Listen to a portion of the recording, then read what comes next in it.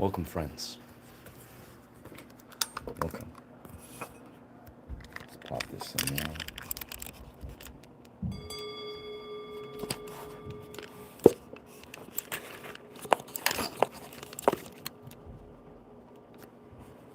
Let's charge it up. Dope.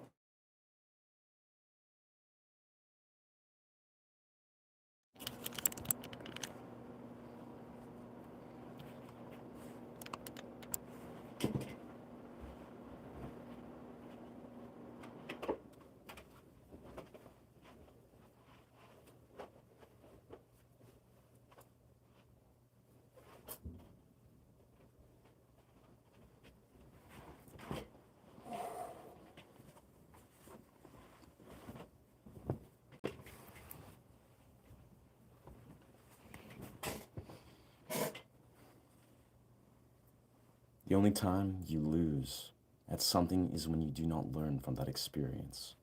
Chuck Norris. There's no finish line. When you reach one goal, you find a new one. Chuck Norris.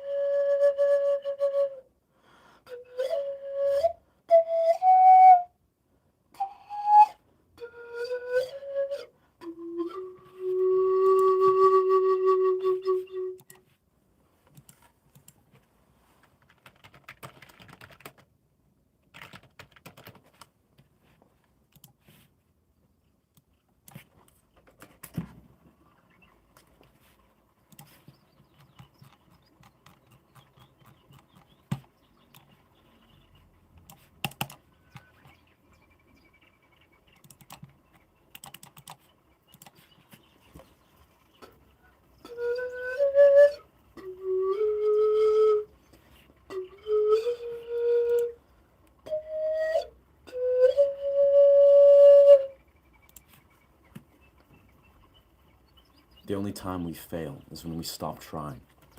Chuck Norris.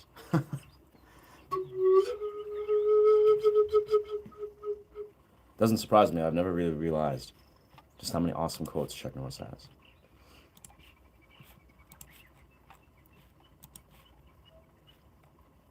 Very similar to Bruce Lee, it seems, a lot of his kind of perspectives and philosophies.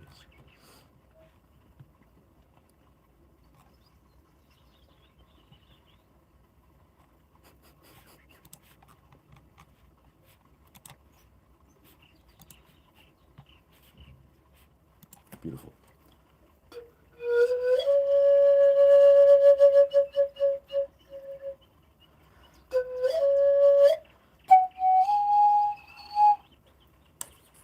Zamfir. Ah, yes, Zamfir.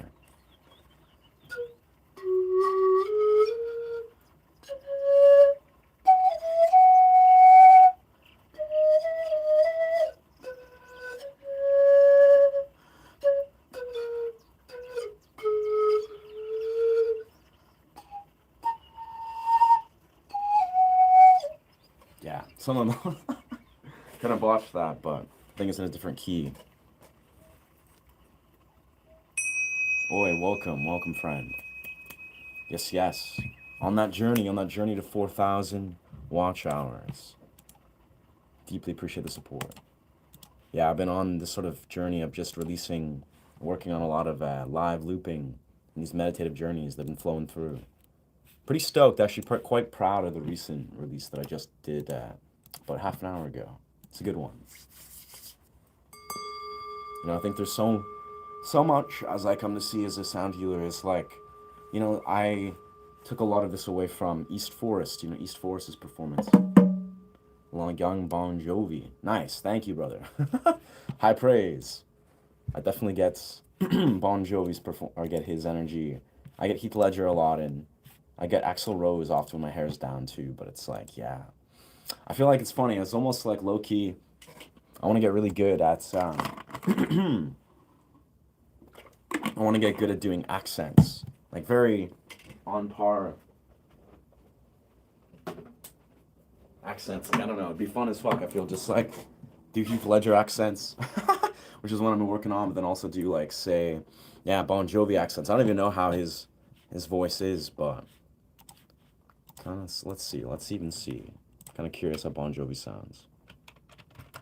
Bon Jovi interview.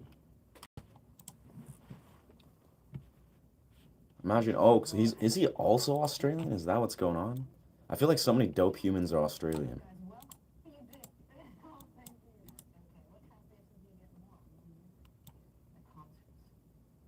The shows have been, wonderful throughout the years, but this tour has been especially great. Interesting. Just like an American Australian sort of accent. Welcome to this YouTube stream. I think the plan today is probably gonna just kick it, work on some like live sound journey looping, kind of blend the worlds of what I've been recently doing. And then at some point, I'll just probably go into the forest because it's really beautiful out right now. And we'll just hang out in the forest and do some guitar stuff as well. Yeah, it'll be dope. I'm stoked.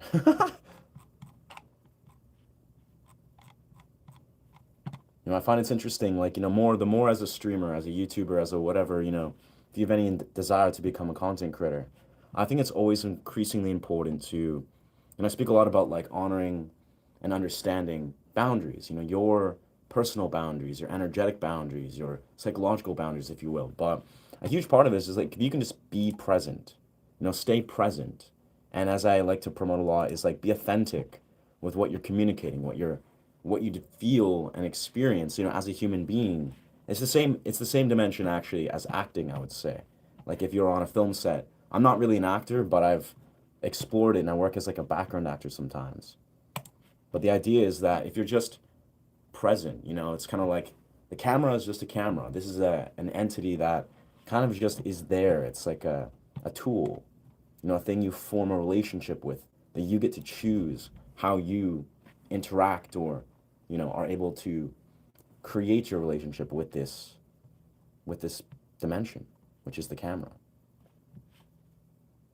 It can be one that is self-conscious, maybe one that's disempowering, one that's fragmenting, distorting, diluting, or it can be something that's empowering, something that's enriching, something that is allowing you to channel, an authentic presence, or even just being, in a experimental portal where you get to just explore creative waters or, speak your truth in the presence of others.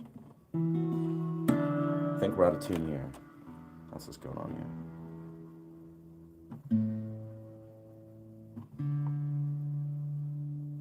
Yeah, I really feel though, as I was speaking, I feel East Forest is a perfect example. I saw his show recently because a beautiful friend of mine, she invited me to his show. If you guys are into this kind of like meditative, atmospheric, almost like trance-like music, East Forest is a phenomenal artist.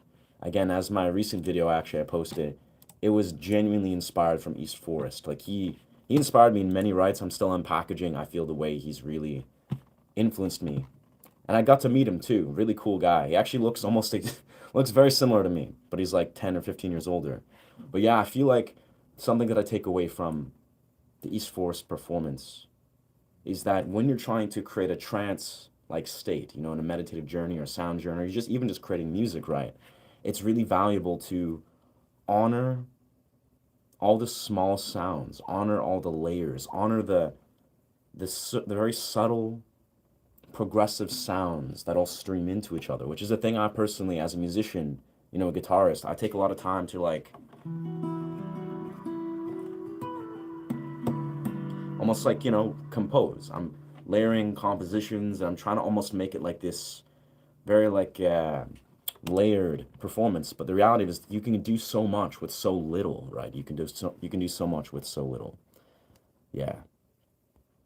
I'm on life, brother. Yes, you hold the camera and choose to do what you do. It's called free will. You learn this at 3 years old. Yes, brother, but not all of us really learn to develop a healthy, integrated relationship with it. I don't know about you, brother. Maybe you're not the category, but a lot of us are profoundly programmed. We've lost the ability to express ourselves, and we've been manipulated and programmed by the social media, dopamine addictive patterns that is present here in front of you on your phone. And you're probably, based on your inability to successfully communicate yourself without being passive aggressive, it seems that you fit that category, distorted Matar. Yeah.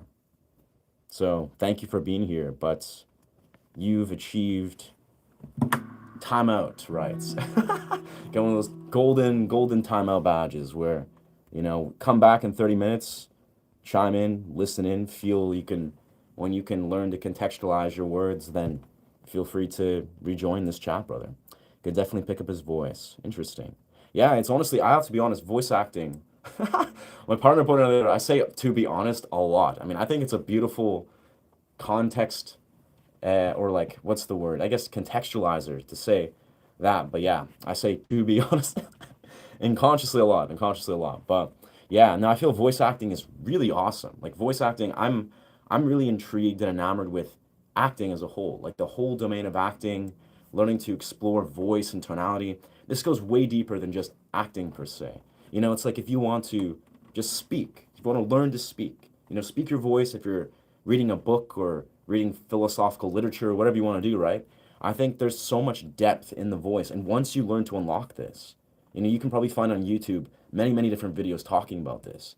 But when you learn to like speak, in your with intention, in your diaphragm, like you root yourself in your diaphragm. You really, it's the same thing if you're singing, right? If you're vocalizing and you're learning to just belt out, unapologetically, using your whole range of your voice. When you learn to speak with that, it really changes a lot of different things. And yeah, I think voice acting is a beautiful way of like exploring that playfully. Like if you're just desiring to be like, entering a character unapologetically, read a script and you just make this character come to life by just simply owning it, embracing it, and leaning into your voice. It's powerful. I think it's life changing. Could be a Daniel Weber body double. I think I got Daniel Weber just yesterday. Who is Daniel Weber again? Isn't yeah, he's like a musician or something or an actor. Yeah. I'll keep that in mind if I ever need to, if I'll ever lean into, yeah, dude, Daniel Weber, yeah, shout out Daniel Weber. That's high praise. I love that dude's performance in Motley Crue. Yeah, it's if I just do some sort of, how is it? He's like squinting, kind of doing this kind of thing. I see it now. I see it now. I definitely got Daniel Weber's. He's dope. Like honestly, he did a phenomenal performance in Motley Crue, the Motley Crue movie. So that's high praise. That's another one I could do a Heath Ledger impression when people are like, "Yo, it's Heath," and I'm just like, Yeah, what's going on, bro? It's good to see you." I just botched it. I don't know. I gotta do it light. Heath Ledger's his voice is very subtle. That's what I love about it. It's very like he's not trying to. It's like yeah. I remember it's like he was speaking the one thing in the movie, Seven Things I Like About You or something. That one movie. He does. He's a good character in various movies.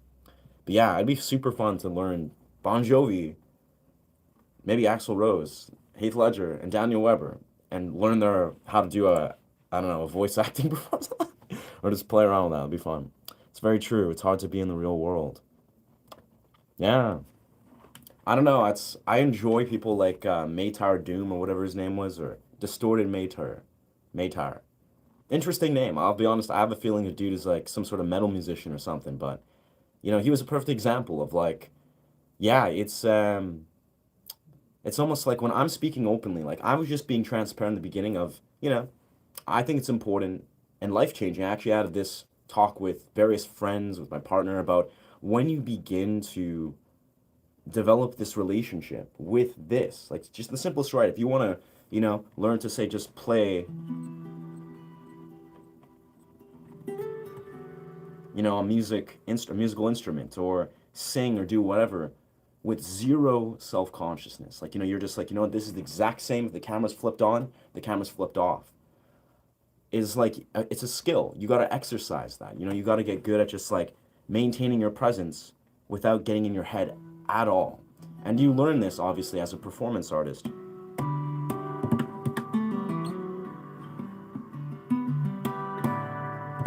I mean, surely, performance art's not perfect. Guitar, you got to get in flow states, you got to warm up your technical ability to some degree, but at the same time, it's good to know when you yourself on a like deep level you've like developed a trust and a like subconscious relationship with this domain, like whatever it is, just chilling on your camera, recording for your friends or recording for, maybe some sort of profile for a business profile as a musician or something.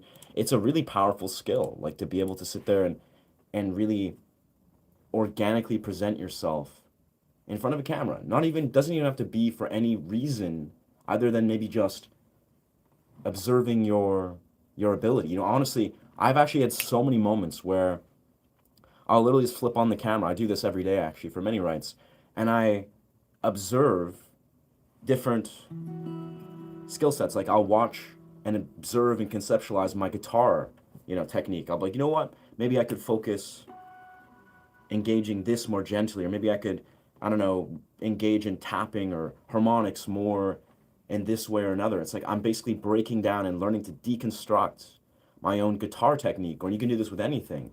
And yeah, it's just a powerful, powerful portal once you give yourself permission to explore that. But it's bizarre, like, for our one viewer guest guy that, lost his comment rights.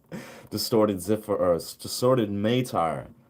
I think he didn't get it. He was just like, he made the comments of like, oh yeah, we all learned that at 3 years old to how to talk on in front of a phone or something. It's like, brother, no, we don't. Like, if you tell me that we're all like fluently able to successfully step out of self-conscious narratives and be self-aware even when we're performing and being vulnerable and speaking our truth. Unfortunately, no, that's not a fluent skill. I've had to develop this for several years. Like it took me various years of like going into a forest and simply giving myself permission to hold space for myself. Just being honest with myself, psychoanalyzing, philosophizing, writing music, being honest with what myself. It's basically like a form of therapy. It's actually known as Gestalt therapy. If you go into a place, you don't need to have it on camera, but if you go into a random place, like say you walk up to a gravestone and you start to hold space for yourself and have a monologue or a dialogue with an inanimate object like a gravestone or maybe a tree or whatever it is. I would do this with trees where I wouldn't be talking to the tree, but I would be holding space for myself with an inanimate object with the intention of really just pouring it out, like letting myself just express openly and giving myself permission to do so. It's very powerful. It's a form of therapy again, Gestalt therapy. It's very effective. Let's plug in here. Let's start introducing some beautiful loops here because this has been very fun lately. Best looking hat. Thank you, brother. Wow. I don't know about the best, but it's up there, dog. I mean, that's the beauty is like, the thing with this hat is I've been for a while, desiring to have a hat that I could just rock. I was like, I just want to bring this 18th century, 80s, maybe rock star kind of energy. So it took me like, a few weeks of going through Etsy. And then I met this really dope hat designer. She made these like trippy steampunk hats. And I basically did back and forth where we designed every detail. I like shortened this part, changed the brim a bit, created this color palette. And we went back and forth for like a week or two designing every detail. And I was so grateful for her to do that because that was not what she had to do. I'm not sure, I've never designed a hat before. I've never even bought a hat actually like this, but she was great. She really, really deeply desired to create the hat that I wanted to create. And then after when I owned it and I've seen this in the real world, it's like I was like, this is dope. This is magical.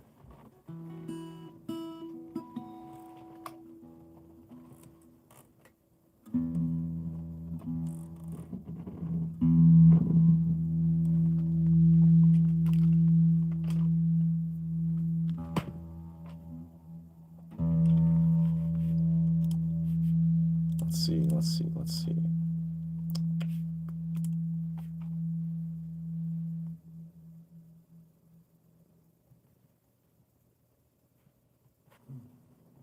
Always remember that your success begins inside you. If you can't see it first, no one else ever will. Chuck Norris.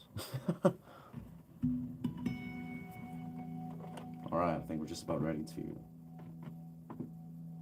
pop on the recording button and see what we can do with this. I don't know. I speak this very openly on these streams in various ways, and I also teach, dimensions of guitar and improv. Improv itself, like improvisation, whether we're talking about, movement, say dance or guitar, acting, whatever you desire to do, right?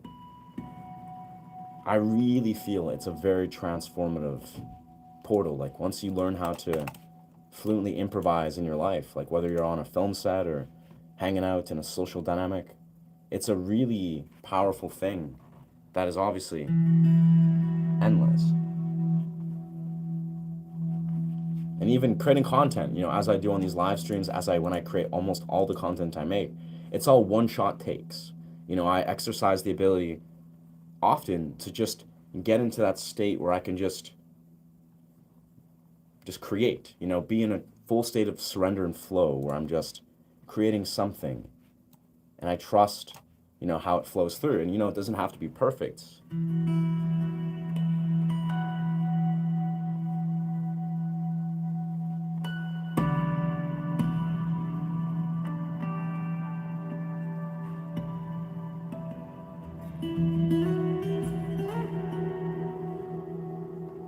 Mastering audio, though, it's a process, I find.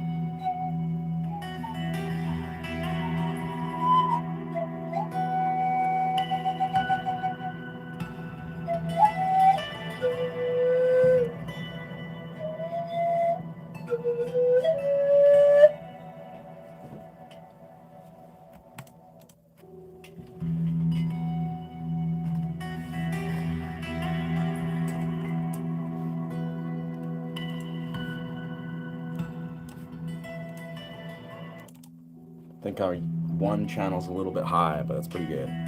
Oh, let's go back. I wasn't refreshed here. Are you the guy on semen retention? Of course I am.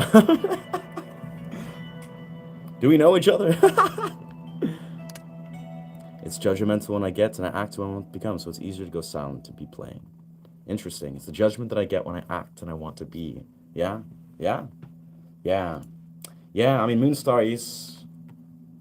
A lot of us in society, we are 1000%, we are deeply programmed. You are going to be met with a lot of resistance initially. And it's not resistance that externally is truly, I'd say, causing you to suppress yourself or to make yourself want to be plain. And it's the resistance that you're experiencing that's projected to you. It's all about you. It's all it's you to you. It's the programming that you to you are having triggered. Because ultimately, yes, people will be triggered. People here and there, especially in the real world, they're going to want to project their own, beliefs and their perspectives and their experiences on you. And you as an individual, it's always up to you to internalize the belief that you don't give a fuck. Like you genuinely, in the healthiest way, in the most integrated way, you realize that this is just who I am. This is what I stand for and believe in deeply, as a person, as an artist. It's almost like what I'm simply saying is you have to instill a genuine internal belief that you realize how important it is to express yourself, because it is important. It is very important. Like your expression matters. This is a very core thing. So I think innately it takes time. It takes time to condition your mind out of, fear-based narratives of fear of what people think about you or fear to just express yourself and your truth. But eventually, once you live that truth, for X amount of time, where you realize that people, when they even see you, when they see that you're so unapologetically yourself, it penetrates their fear. They see, oh, this person is just authentically living this way. They're living in this way because it makes them happy, or it is just their embodiment. It penetrates their narratives no matter what. Now, some people, maybe they're just so heavily suppressed, or it triggers them so greatly, then who knows. But I'm telling you is, if you're brave enough to just be yourself, to express your truth, to wear your expression proudly, like you just do so in an authentic place, you'll see in time it doesn't matter. People's projections, they'll immediately get to a place where they they unpackage it faster. Like, and even further, you also align people that honor your expression. You often, if you're in a place where people aren't celebrating your authentic expression, that itself is a part of your unraveling, your unpackaging of it. Like, if you are surrounded by people who get it, they get what it means to express yourself, to the value of just being yourself, and they welcome you, they embrace you, they cherish you, they celebrate you. That's a deeper lesson that you should and you are on to unpackage to Moonstars. Is like, you should be celebrated. Like, you should be celebrated for being yourself. You should be valued for just deeply desiring to be yourself. And if people around you, if it's your immediate community or friendships, groups, romantic partners, which should always be celebrating you, that's a invitation to let yourself find the people that do celebrate you, and no matter how you show up, right? Yeah. This hat reminds me of steampunk. Yeah, I think it is. It's like a steampunk variation. It's like, I'm not like, I've never, I like steampunk things. I'm never like that.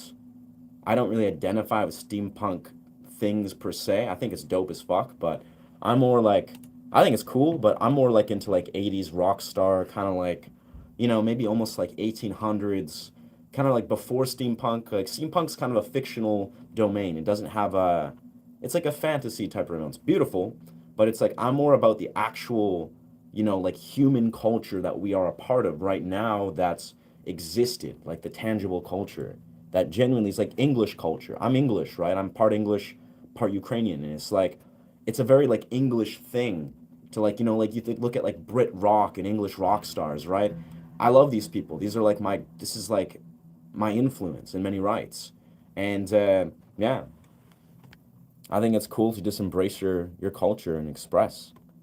And steampunk's tight, I'm sure. I'm just not familiar with that domain. And the hat beyond, iconographic and culture garment is the recognition that there's a level of spiritual consciousness. Yeah, that's a beautiful, yeah, that's a beautiful share. Thank you for sharing, brother. Because I feel the hat itself, like a hat itself, right? Hats, they are, it's like we're garmenting our our higher center. Like, it is an expression that is honoring our head, right? It's like we're allowing ourselves to introduce awareness to the head, honor that expression that's there. It's like, I don't know, I'm not very familiar with that exact realm, but it's just simply, yeah, if you're honoring like your expression here, you're drawing your awareness to your head in a healthy way. It's like drawing awareness to your higher centers. JoJo cosplay. I don't even know what JoJo is, dog. But hats off to whoever that is. All right, let's create some loops with this beautiful sound here.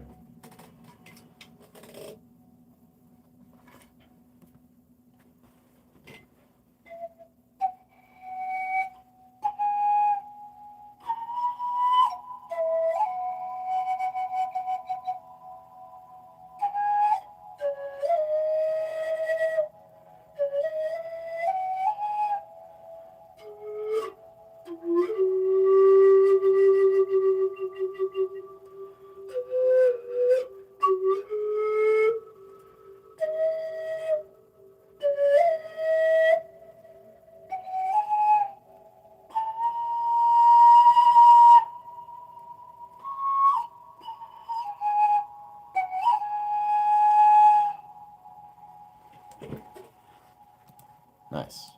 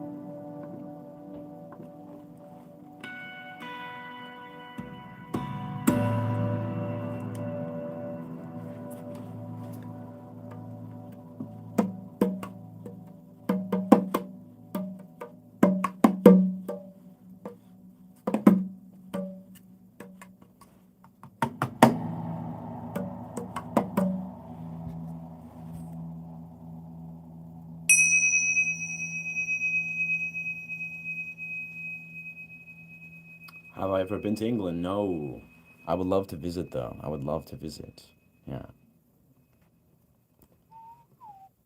Mm.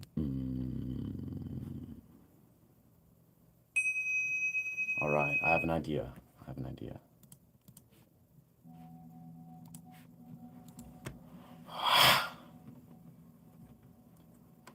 So.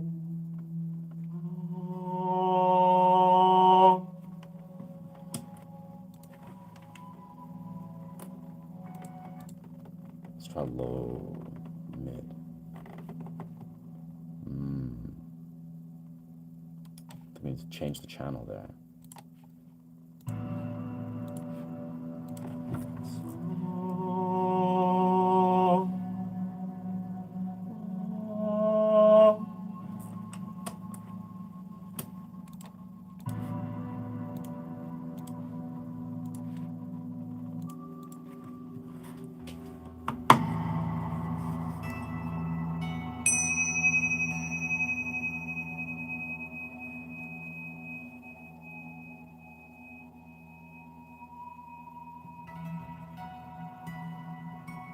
Welcome, welcome, OPT. Welcome, brother.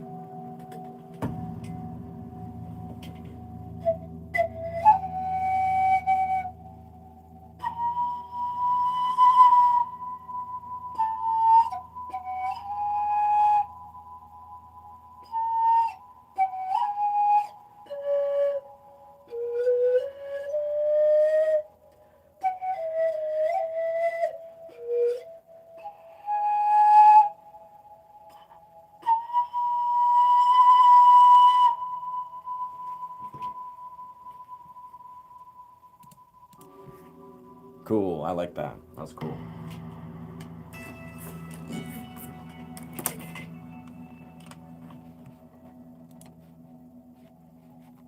Let's do another channel here. Another channel now.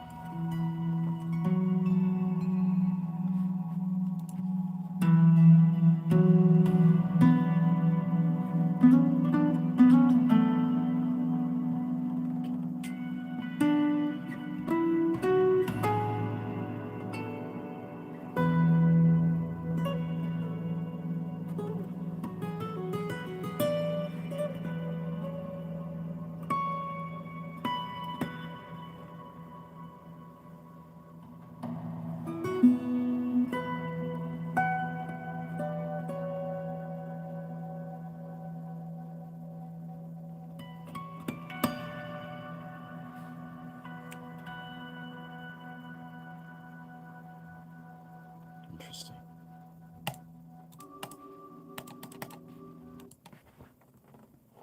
Chanel Master. Seems like you have a talent, Phil Collins, with many instruments. Channel Master. Oh, nice. Thank you, brother. Yeah, I've been definitely, yeah, honing a lot of different sounds. Yeah, yeah. Coming in late. What editing software do you use? I'm using Ableton here. Yeah, I'm just popping on Ableton, brother. Yeah. In my opinion, no one should be celebrated, just loved. Yeah, yeah. I think if celebrating out of love is the intention, absolutely. Yeah. You know, you can stretch the context, absolutely. But yeah, celebrated, valued, we can contextualize or split hairs, but I'm just talking about people being valued, people just being appreciated in a community of people. Like, you don't need to have people stroke your ego and yeah, throw praise at you. But yeah, people, you should feel welcome in your community, like your community of people you absorb and choose to be a part of, like in the real world, you know? It's if you're not. Well, I'm more speaking to like in the context where if a person is surrounding themselves with, toxic friends or people that just don't honor their journey or their mission or their authentic truth, that's something to question. That's something to challenge, something to step outside of. Yeah. Mm. That's fair, brother. That's fair, OTP. Holistic services. I feel you, brother. That's a normal thing. Myself as well.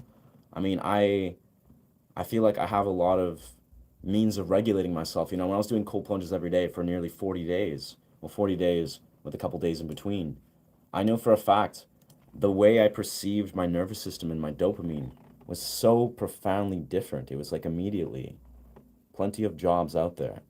I can't say I understand the relevancy or what the homie Matthew is speaking to, but we're gonna toss you 30 minutes, brother. You've unlocked a new achievement, Matthew. You've got 30-minute timeout. Congratulations, brother.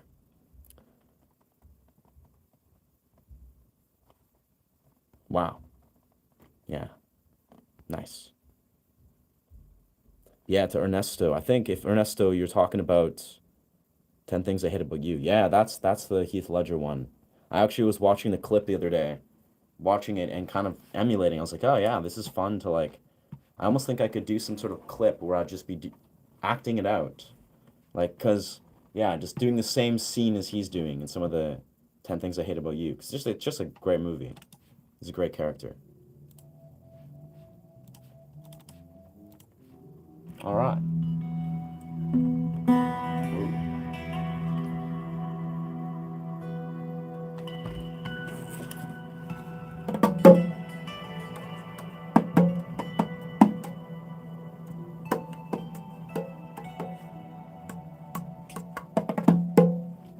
Let's try something back. Some background sound. Turn it down, keep it low.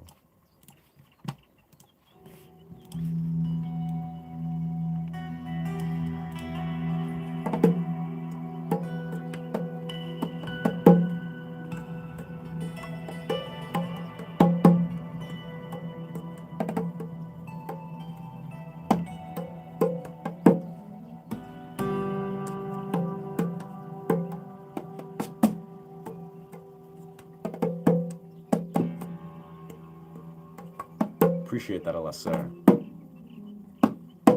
I mean, definitely, I've spoken this openly. Is my intention with this, and as I grow this channel, I really do desire to continuously just bring. Bro, I've definitely got the movie instruments. Nice. Yeah, I had this realization about a year ago where I think I want to. I know I do. I would love to learn to create like complex orchestra songs, which I can already do to some degree, but like get better, like really good at it. And yeah, make music for movies, like movie scores, get video game scores. I feel like that would be a phenomenal thing to get into down the road once I'm more established professionally. Coming in late, yeah. But yeah, Lessar, I feel you. I appreciate that, dog. I feel like part of my intention with this channel is even if I grow to like hundreds of thousands or millions of subscribers, I do still deeply desire to connect and create this portal. Like I really feel this is like the forefront of what I desire to grow. Now, obviously, life is takes me in many different directions. I'm sure at some point I'll be living in the real world, doing my own thing, very actively as much as humanly possible. But I think it's like part of what I'm trying to do here is I'm trying to unlock as I'm figuring this thing out myself, I want to unlock this, like this capacity for everybody. I really think we're all healers. We're all, we all have the ability to heal ourselves, namely with music. As I like to do, it's like we can heal ourselves with vibrations, right? We have that ability. And it's like we have the ability to be creators, to be intentional creators, to have visions, to change others' lives if we really desire to in this kind of context, right? It's like, so I can only hope that I can plant some seeds for other creators in the future if I find myself transition into doing other sort of domains and I'm not present on this YouTube channel in the very long future, but I don't know. I feel like a lot of what I see within my path is like it's more about community building as a whole. Like I see the value. Like I see the value and the importance of creating these spaces, right? But in the simplest way, my music will always, it will continue to be out there. I feel like my online presence as I'm desiring to build and just create.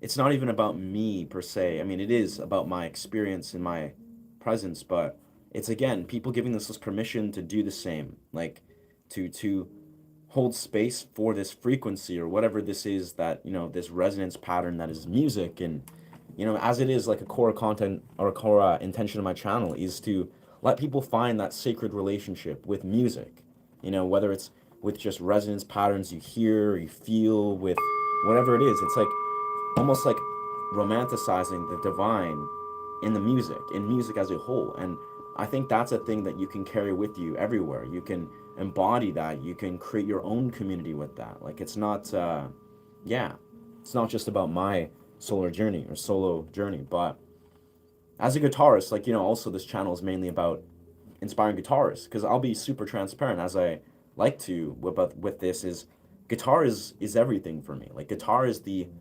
it's what started everything. It was the initiator, as a 9, 10 year old navigating this world, figuring things out.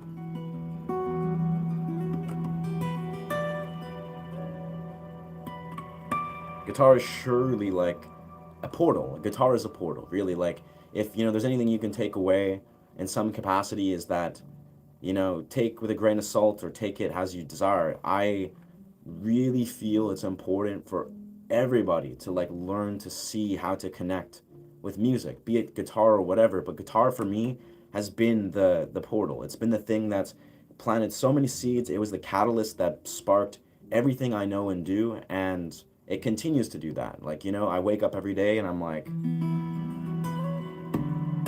enamored and rooting myself with the guitar, enamored with just the ability to just do whatever and just create.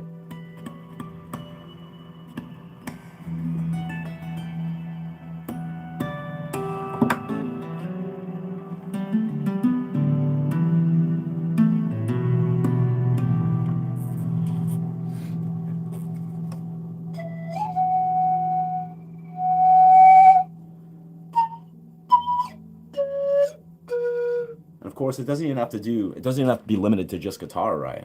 Just made a song on my channel. Nice. So I knew the other day. Nice. That's phenomenal, man. Hats off to you. Yeah.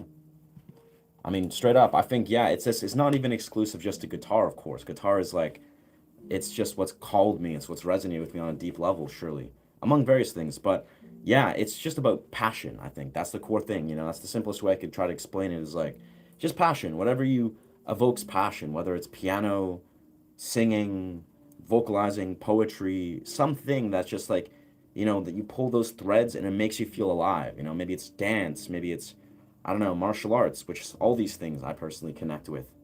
It's like, yeah, there's so many beautiful things to be passionate about, to just like fall in love with life. And I think the more you give yourself permission to feel into those things, and it just makes your life naturally just very, very joyful. You're just like, you know what, this is dope.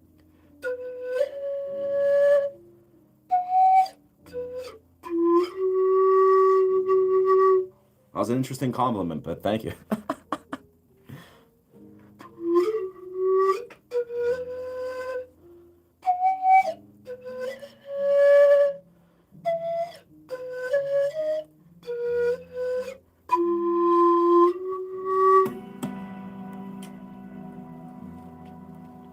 Yeah, no, I mean, I appreciate that you're glad I am me. I'm glad I'm me too. And, naturally, I hear you. I hear you about your perception of, expressing my whatever I'm doing here.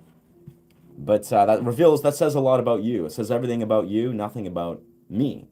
But again, I'm glad it resonates, brother.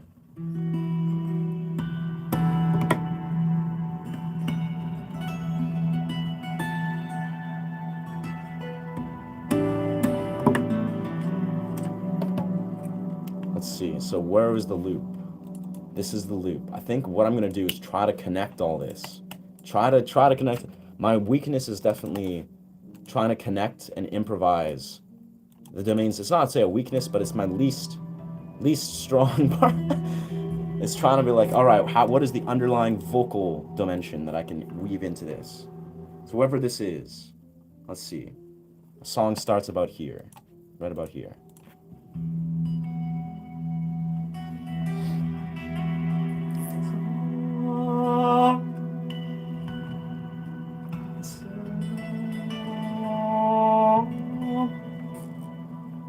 Just channeling words. I don't even know what I'm saying. I think it's not turned up enough.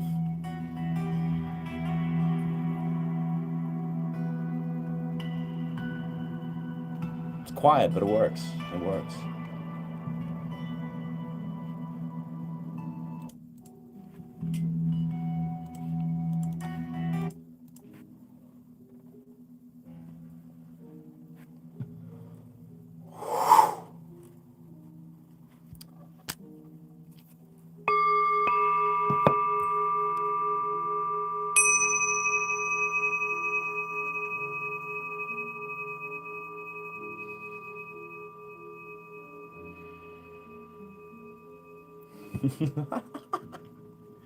Okay. What are we doing here? Breathe. Perceive. Become.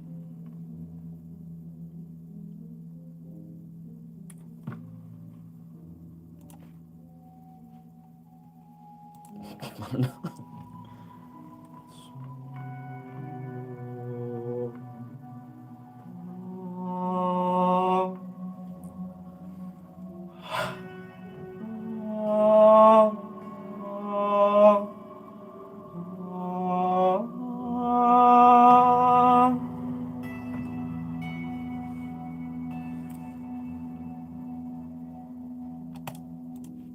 See how that sounds. I don't even know how this sounds actually.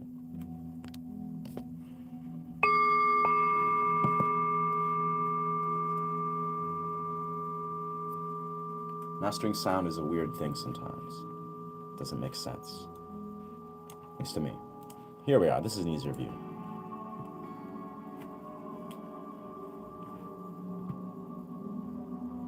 Oh yeah, that sounds perfect. That sounds magical. Great. Alright, I think we can start verse 2. And I know how we're going to do this. I'm going to start verse 2. Oof. Not very mastered. That's not bad.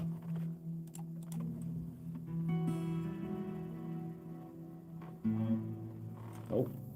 I think that's the wrong channel.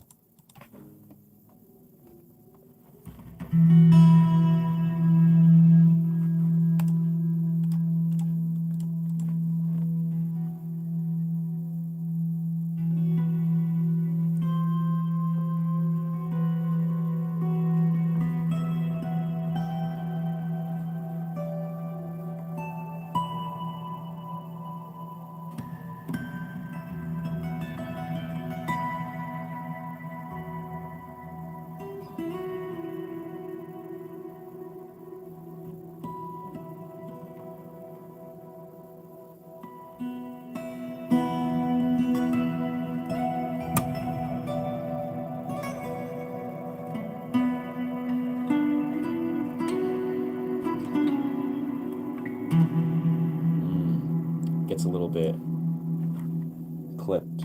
Gets clipped out. Nice though.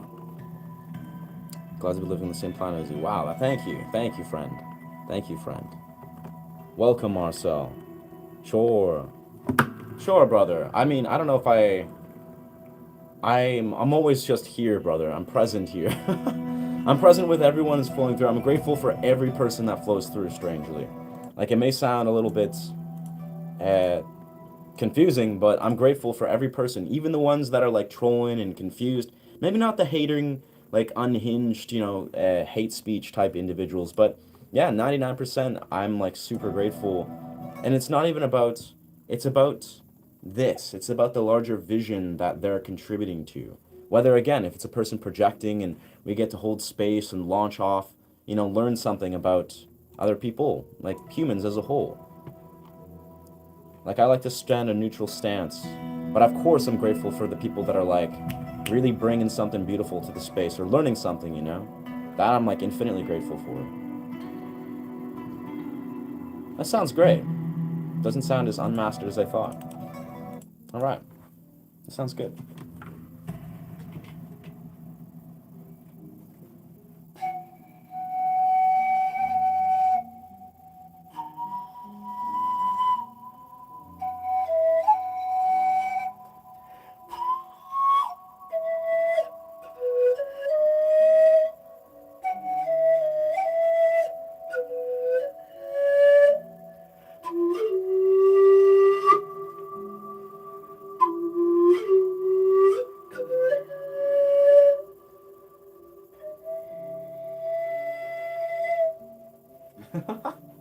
I don't know. I find the high notes is funny because the way. Oh, damn. I think I blended over top of my guitar piece here. Fair enough.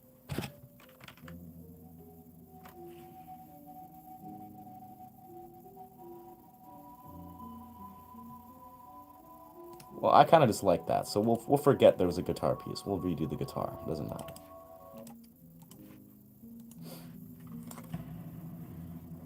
Yeah, but I think it's interesting how let's see, just how like the high notes, like the highest high notes. Love is the message. We don't want no war. That is the message, brother. That is truly the message. The more we can honor, the beautiful, ecstatic, blissful, like things, the higher vibrational experiences, we're creating portals. You may hear this in a sort of context where we as humans, when we gather and create positive, like powerful, penetrating intentions, like healthy things, we think about, honoring the beautiful elements of the human experience, and we really do that unapologetically. It is like very powerful for the collective, for those that are experiencing strife and turmoil. Like if we are actively like taking action in our life and living an authentic, like powerful, ecstatic experience, that is truly powerful for those that are experiencing like, the opposite realms of it. It's, I don't know. It makes more sense if you understand, you know, almost like the quantum and the spiritual context of things.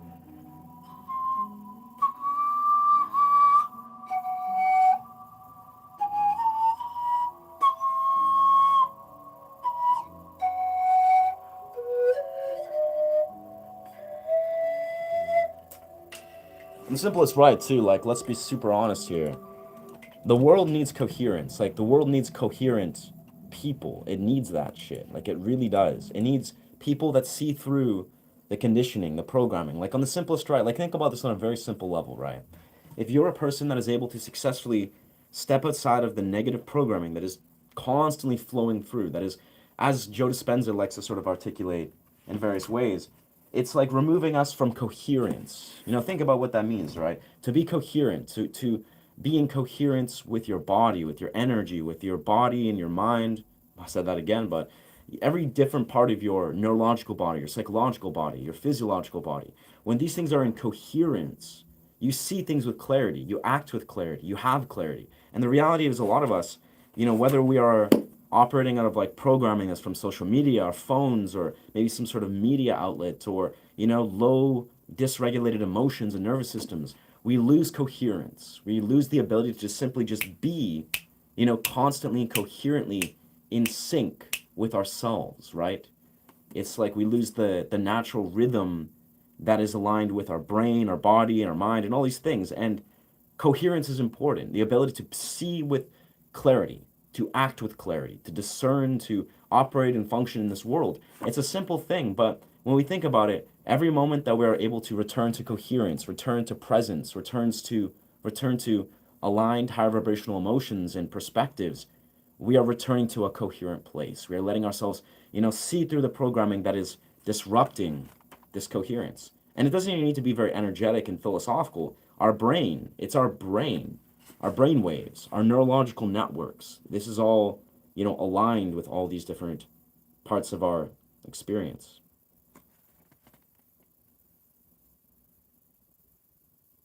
you're going to disconnect from the outer world, you have to learn how to change your brain waves. So let's talk about brain wave frequencies for a moment. Most of us, most of the time, that you are awake and conscious, you're in a beta range of brainwave frequencies. Beta is measured in low range, medium range, and high range frequencies.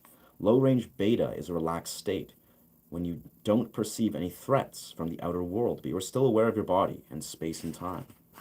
This is the state that you're in when you are reading, paying attention to your daughter, during a friendly conversation, or listening to a lecture.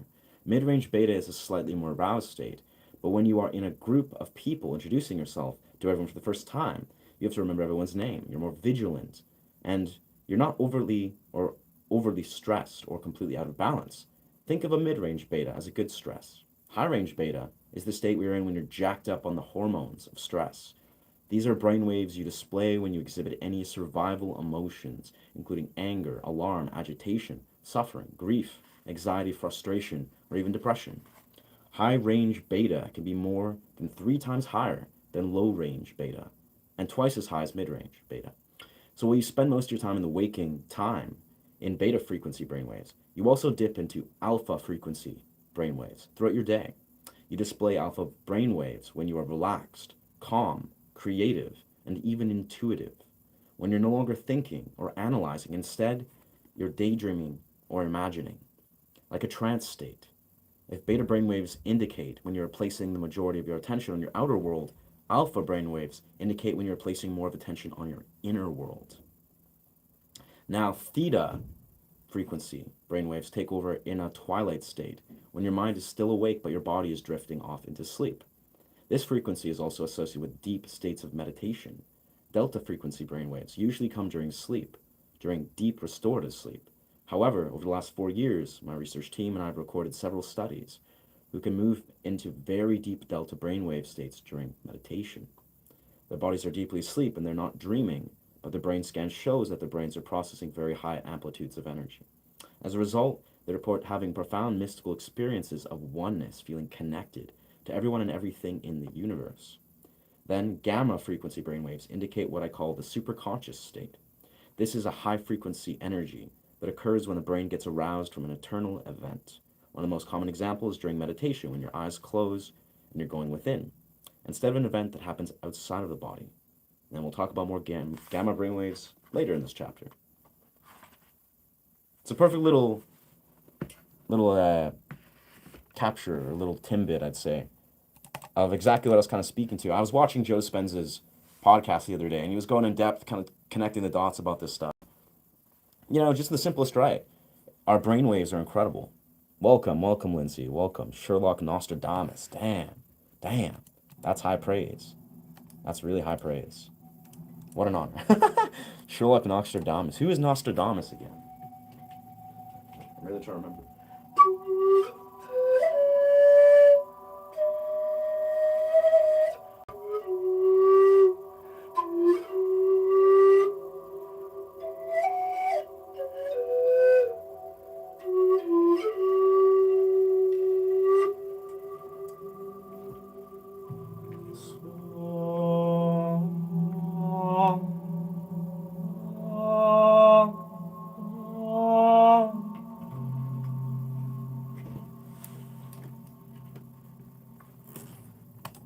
See how that registered. I don't even know.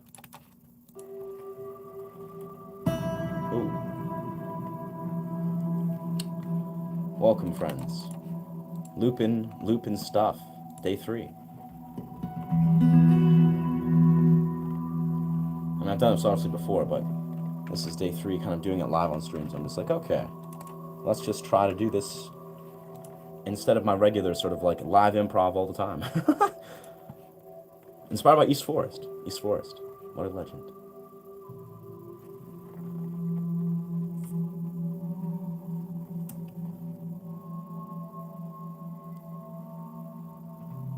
It always is legible. It's always nice. It always sounds good. Sherlock Nostradamus. I'm great, Lindsay. Yeah, I'm chilling.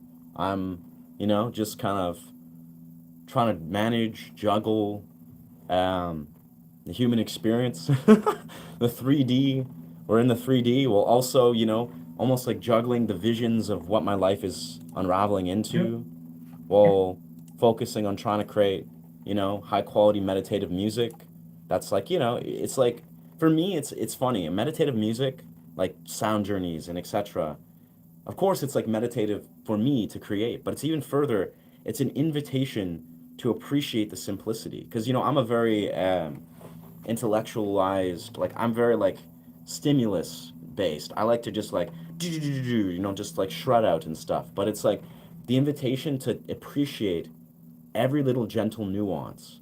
That's often the invitation, especially when I'm streaming, is like to return to the simplistic. And this is obviously not just about music. It's giving myself permission and one to just see how beautiful every little subtle nuance is. And on magic mushrooms, actually, I often see this. I haven't done mushrooms for a solid month or two, but when I'm on mushrooms, and almost invariably, I immediately feel this. I feel this desire to honor every little subtle, subtle, subtle nuance in the guitar. We hippies rule the world. I mean, we're trying, man. We're trying, bro. Wise words. Yes. We all have red blood. Facts, yeah. I found there was a time of a couple months back. I mean, it makes sense because obviously we were transitioning into some intense warfare. I was writing music that was unconsciously, like, I'm obviously very removed in a safe, completely non warfare area, but I found myself just moved to talk about, like, I don't even remember the song. I have to find the song. But I wrote a vocal piece that was basically touching on almost like the human condition and how we experience and why we experience war. And it was just like a poetic kind of song that was like belting out punk rock lyrics. But long story short, yeah, I think there's a lot that we as artists can make sense of from war. It's like a thing we have to, as humans as a whole, we got to process. We got to like sit with and see how we can learn from it to ultimately hopefully transcend it. It's like it takes individuals to just see how, yeah, what is beyond it. It's kind of like what John Lennon said over and over again. John Lennon was just pouring out the same message and all the Beatles where they were just fresh out of war. It's like, we don't need this, or whatever they said, love and peace. So it's like, these are real important things. I love your hat. Best stylish hat for YouTube. Thank you, dog. Thank you, brother. It's funny. I honestly, I had the visions for this hat way before I became a YouTuber and way before I became a streamer. But, that's the thing is like, this is just my attire. I dress like this always. I would dress like this if I wasn't a YouTuber. I happen to have this style. And it's funny because it's like, for me, I'm a performance artist. It's like, for me, I'm attracted to performance art expression. I just love expression. And it's almost like it just gives me life to be like, giving myself permission to feel like I can go into performance mode, just for fun, like in a healthy way. And yeah, it's beautiful because it happens to also pair well with YouTube land. You just get to see a performance. It's like you're on a stage and you're experiencing it. It's nice. Let's return to the Azuna River. Actually, no, let's go to bird sounds. I think this is a good idea to transition because I'm probably going to soon grab my phone, mount it up, and go into the forest because we got this freedom. Bird sounds. So nice. I like what we've looped here, though. This is the beauty of being indoors. Having a music studio right in front of you, it's beautiful. It's beautiful. You can vibrate the tone. Yeah, you can vibrate the tone by vibrating the flute. Yes, sir. Yes. Vibratos. Vibratos. Honestly, the pan flute as a whole, I love it for many, many different reasons.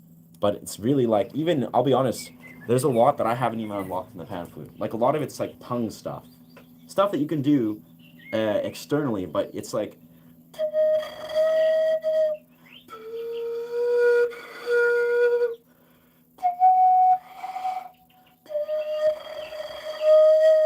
I don't know, that's not really doing a whole lot, but it's like there's a lot of tongue stuff you can do with the pan flute, which is not my expertise.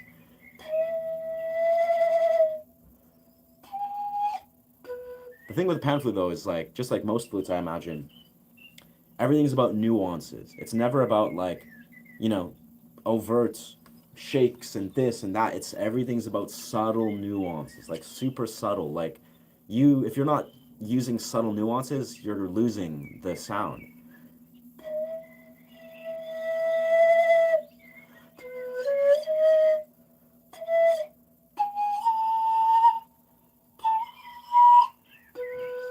Plus, the subtle nuances involve key shifting and achieving the right sound. It's it's like a masterclass in, well, subtle nuances, I'd say, if you really get into it. Bro, I've never heard you play. You just talk and talk. Nice. I don't know what that means, man. But if you've been here, 60% of what's been going on has all been live looping music performance. But if that bothers you, evening, bro, can you please play guitar? Love to. It's morning and afternoon here, but yes. Caveat for those of you watching, you need to realize this because this is important. I went on a beautiful rabbit hole for this.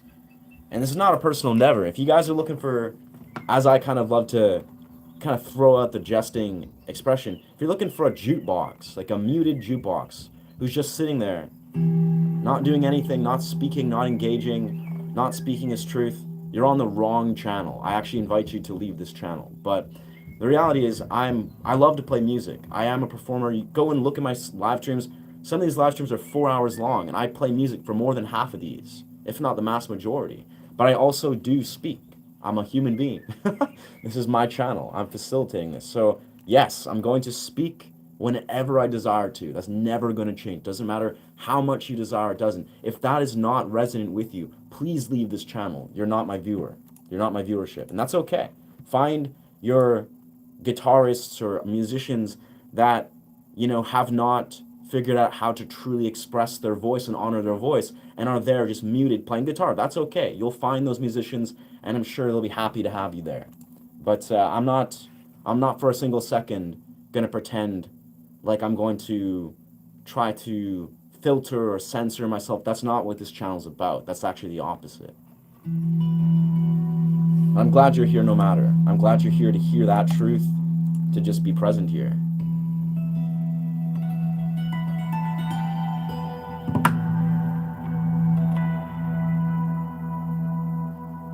Let's hit that beautiful record button here.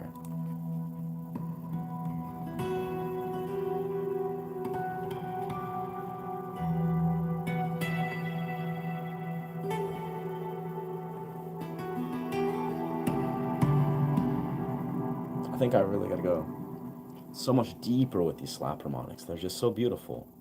They have so much potential with this recording dimension. It's like a gong.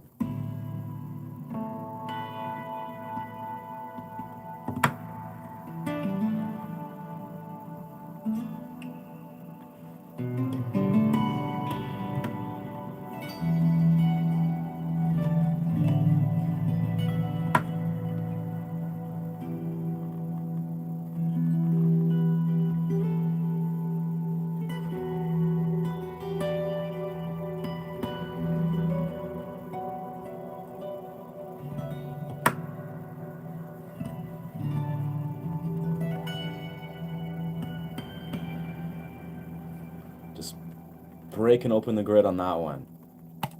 Just being like, let's just do whatever experimental wise. And let's see how this layers into that.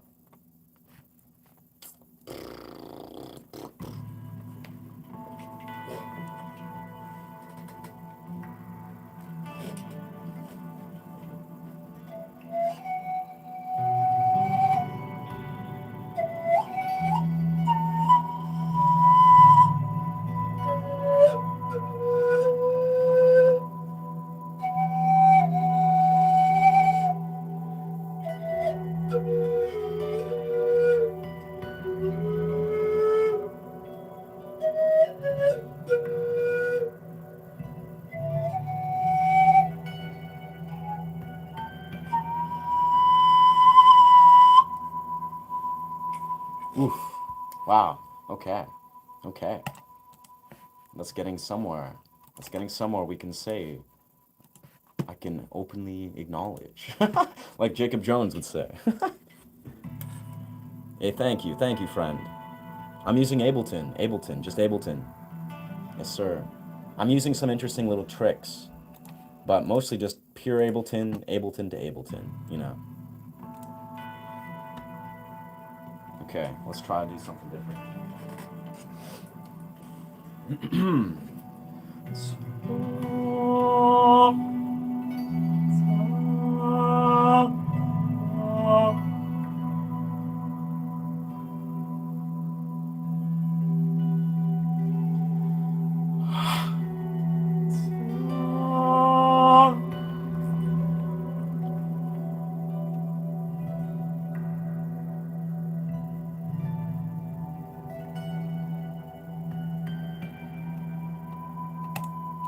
Sure.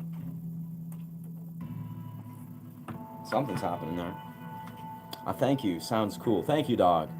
It feels good. Just trying to get experimental right now.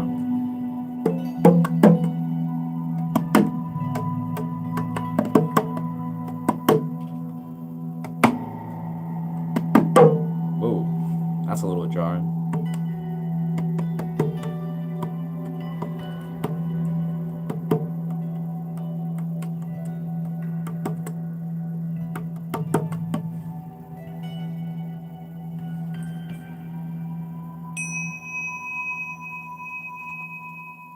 Interesting. I didn't expect that, but that was nice.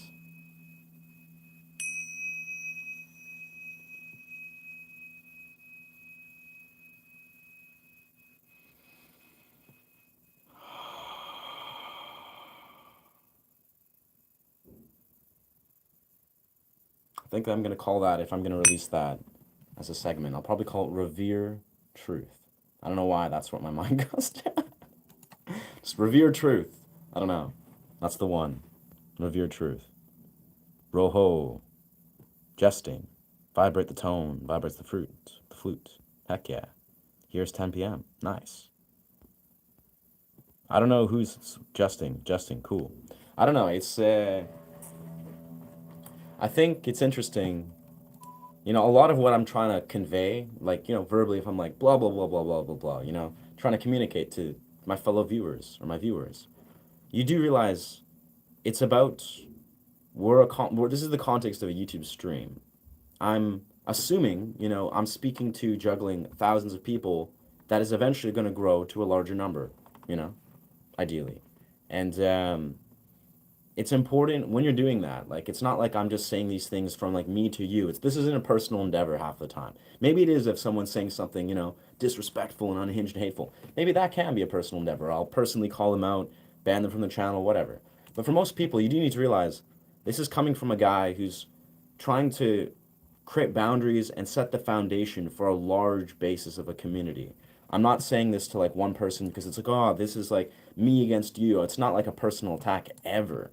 This is about me trying to convey a value, like values and boundaries and how I'm growing a channel. Like, right? It's so just to make that a little bit clear is this isn't the real world. This isn't, I mean, obviously, this is a YouTube stream, which is kind of part of the beauty, but it's like it's the same right where I'll throw, arguments out there, like philosophical arguments. If someone's trying to like argue their political or their religious beliefs, or maybe they have some sort of weird existential belief that they're just like, really bound to just throw out there in a very unhinged, emotionally immature way. Because all these things, this is a YouTube stream, everyone and anyone they can express their opinion. But obviously, a huge part of being a man, being a human being, is realizing that yes, you have free will to express your opinion in every domain of what that is. But also, there's consequences. As an adult, as a man, as a woman, there's consequences for your actions. In the real world, there's accountability. Now, some people, I think the fallacy that they try to sit in, and obviously it's a little different. If you're face to face, the accountability is going to hit a little bit deeper. But the reality is, a lot of people, I think, on the internet, not to say you, beautiful people, are in that category. Whoa, no, YouTube Shorts, don't do this. But it's like some people seem to have a weird, twisted, distorted perception of what their actions are and what the accountability or the consequences of their actions are. It's like they basically act like they live in some, like delusional wilderness where they can just say whatever they want and there's no consequences. They can be, thank you, Andrew Huberman. But yeah, they can like just say whatever they want, no matter how unhinged, how disrespectful, and they have zero accountability, and they think that's the way reality is. It's not how reality is. And I sometimes like to kind of give people a little bit of taste, being like, hey, like let's be real here. You're not seeing the world for as it is, or you're not operating like a genuine normal human being, and I like to hold space for that. But hey, this is not. This is also a music channel. We're here to enjoy the entirety of music and all that beautiful stuff. Yeah, thank you. I know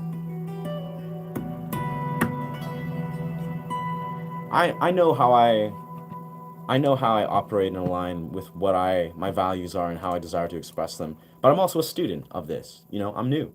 I'm 6 months in being a streamer. It's like I'm navigating these waters, and I'm always open to learn and be curious to learn. Eventually, when I got a team of moderators and I've done this for years and I'm on my stride, I'll know all the ropes and the ins and outs, and I'll know how to deal with every little troll here and there. But it's like it's at this point, I'm a student. I'm like, yeah, let's navigate these waters.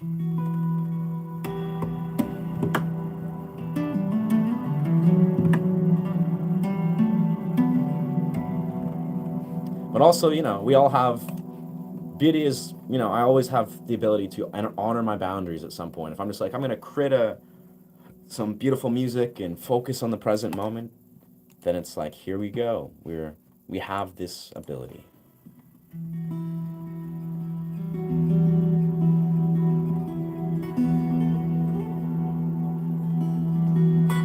Ooh, made a mistake.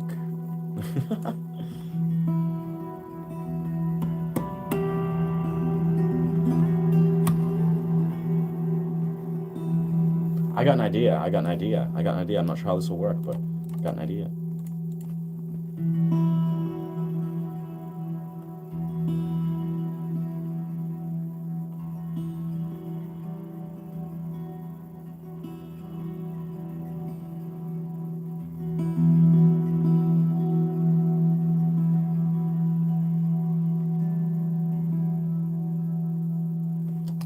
Kind of messed up the loop a little bit, but let's see. Let us see.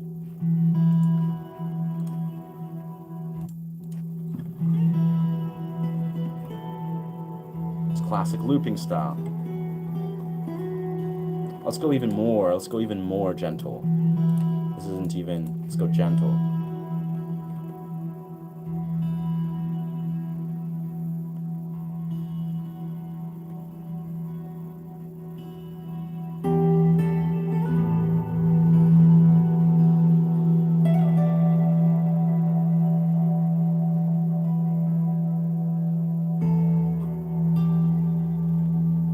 Ooh. Yeah. That was cool.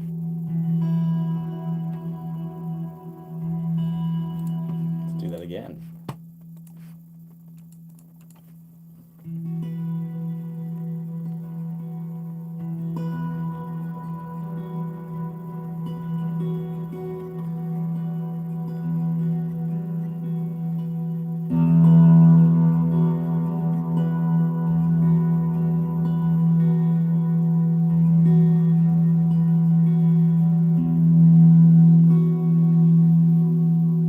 Might have been a bit sloppy, but let's see.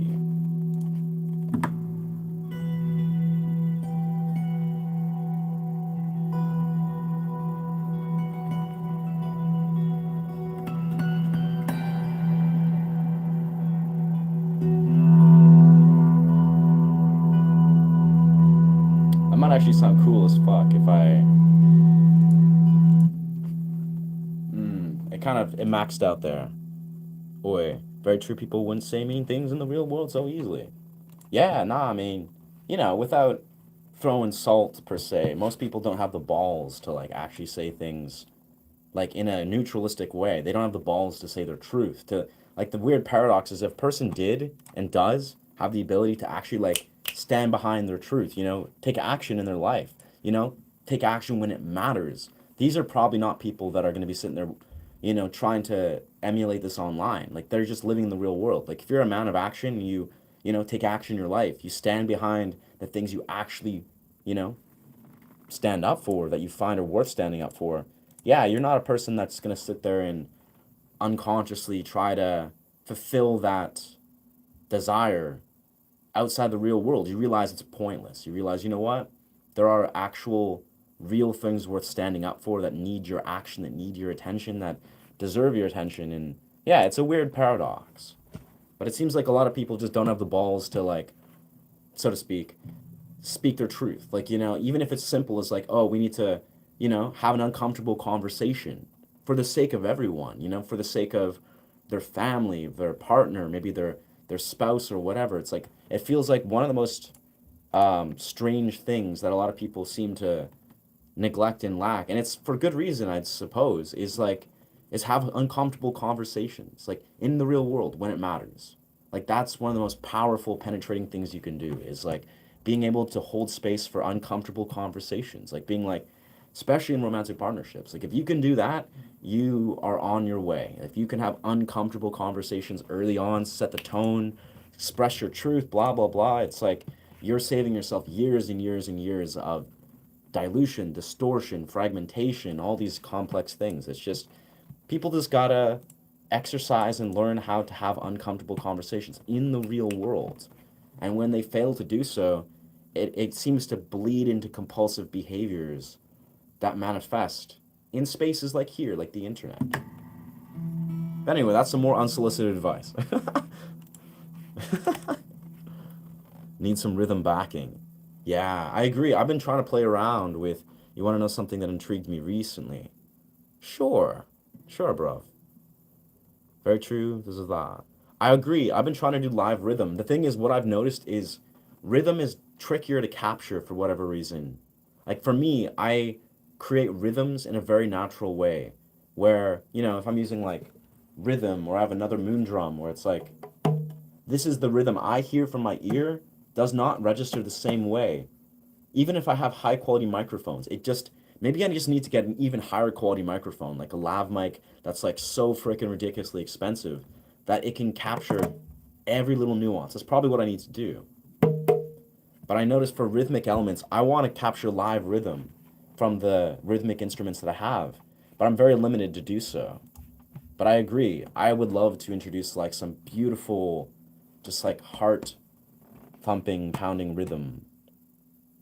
I might have to just download. I might have to just find some really high quality, um, download plugins or whatever. That's probably exactly what I should do. Yeah. Got to find some really high quality plugins that I can use via Ableton, but I don't know. Yeah. Rhythm is not my it's like the thing that I focus the least, even though like rhythmically I play and the guitar, but I don't have a lot of rhythms. That's where I think having a tongue drum. I've been actually wanting to get myself a tongue drum, like a nice black kind of gold tongue drum or something. I think that is a perfect balance of it's rhythmic, it's vibrational, it's a strong one. Yeah, yeah. That's valid. That's valid, Almond. That's valid. It goes far, brother. It goes far. Like, and again, we live in a world where a lot of us, we either have never had someone teach us this, like show us the importance of having uncomfortable conversations, in the many contexts. And also, society suppresses and almost shames and demonizes sometimes these these types of these narratives, these dialogues. Like if a person's like, "Oh, you know what? I think that what you're doing is wrong or is manipulative or maybe hey, like my intentions of XYZ or hey, like I need to set a boundary because of XYZ." It's just I don't know, there's a lot of different contexts, but it's not necessarily about the words you say.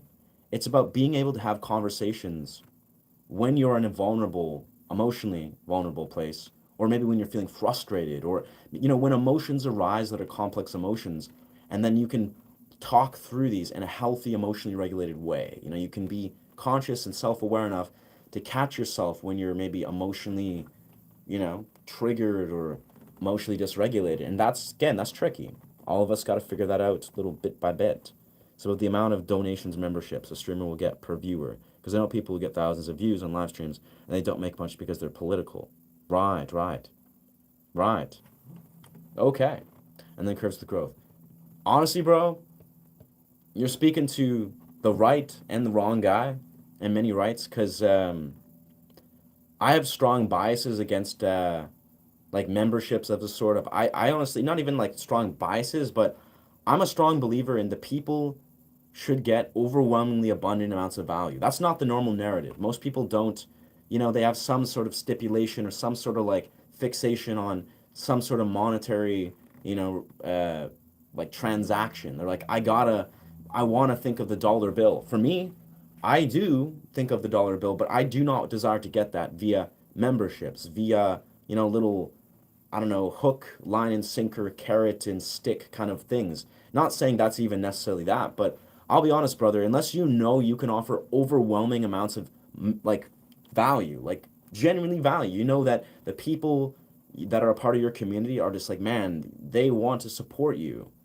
and you've developed like a healthy rapport with them and you've developed a nice professional YouTube that has awesome content that doesn't even have to be very intricate and elaborate. It's just you're offering people genuine value and you know that people are like, you know what, this is a person I want to support. It's not about them supporting you because you're just like, all right, here's the tangible good, let's do a transaction. No, it's about they genuinely want to support whatever they know that you're capable of offering, which is a lot more than what they're transacting for. So I don't know. It's integral business 101, but I think what I'm simply saying in some rights is maybe you shouldn't focus at all, like at all, on what other people are doing in relating to memberships, scheming this, that, receiving money, and yourself until down the road. Now, honor your worth. Honor if you want to move towards those places where people want to donate and subscribe to memberships and etc. Honor your ability to grow that. But I'll be perfectly honest, in my mind, that's not a thing you should be focusing on at this point in the journey. Maybe in a couple months, maybe in several months, when you're at a place where you know what, I've established that I know that I have a genuine like value and a worth that is like clear as day that you can offer, and people will have something to really stand behind. But I don't know. Again, I'm not the master of this, but I have a bias. I'm a bias. Don't look at me as the perfect example, but I often operate on the opposite parallel of what of a lot of people that are trying to just like, praise the almighty dollar and be like, all right, let's think of and scheme ways to make money as fast as possible. I don't give a shit about making money. I mean, I do, but I care about how I make money. I care about making it in an integral way that is honoring, the audience around me, the people around me. I've been this way for many years of my life though. Like I do care about making money, absolutely. But for me, it's always been about how exactly I'm making that money. How fulfilling, how integral, how deeply, I'd say equanimous. I don't know, I'm fucking up words, but for me, that's what I focus on. So that's how I think about it. I'm not even going to pretend to care about making money. If I make money, once I monetize in 4 or 5 weeks, wicked. Like, that will be a nice little boost. But things like memberships and, donations, I have zero expectations for people to donate. People, if they donate, amazing. But I think you're looking at a slippery slope that your mind is going to create little demotivating mental traps if you try to compare yourself to other creators or compare yourself to yourself and thinking, oh, but why aren't people doing XYZ? It's like people can and will donate for a million different reasons. You can't even pretend to understand why. And you shouldn't desire to understand why. You'd go nuts. You should just accept that you're on your mission, you're making high quality content, you have a noble intention that people can stand behind, and in time, organically, people will desire to align with that, I feel. Yeah, I mean, let's be real. I mean, I think what you're maybe speaking to is sure, there's some people that are schemy, vindictive, malicious, maybe, kind of content creators that are like on there to like almost like throw the people through these little rabbit holes, or they're trying to, throw out a carrot stick and have people bite on it. Like that's a business, brother. Business, like in the most clear-cut way, I really deeply believe in this. Business can be done two ways. One is very vindictive, manipulative, malicious. You're like, okay, money, money, money, money. And then there's another way where it's the opposite. It's like integral, it's ethical. You're in a place where people are supporting you because they're overwhelmingly connected to you on a rapport professional level. Like there's, and honestly, I'm telling you, one does not last the test of time, at least not as a human being, and then the other will outlast the other one. This is just my experience. I'm again not a business professional. Don't take everything I say as like fact, but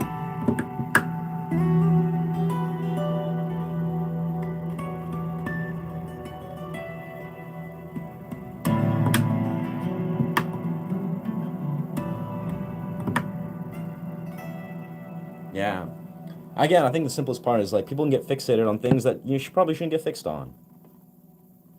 Yeah, well, it's like really like the way I see it is yeah, we can all, we live in a system, a society. We all have the ability to generate income XYZ way.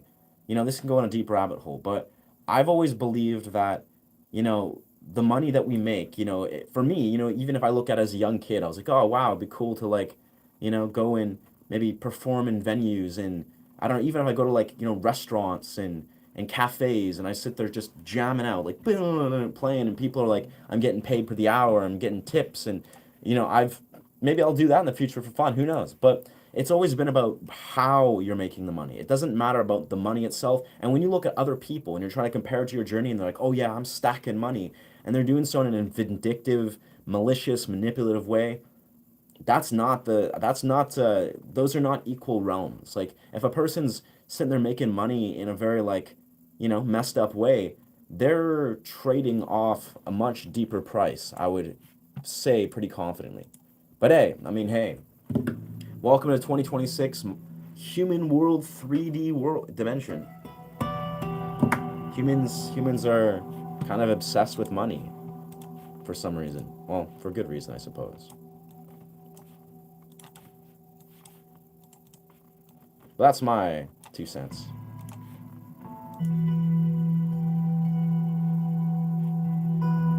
I think we got something here. I think we got something good here.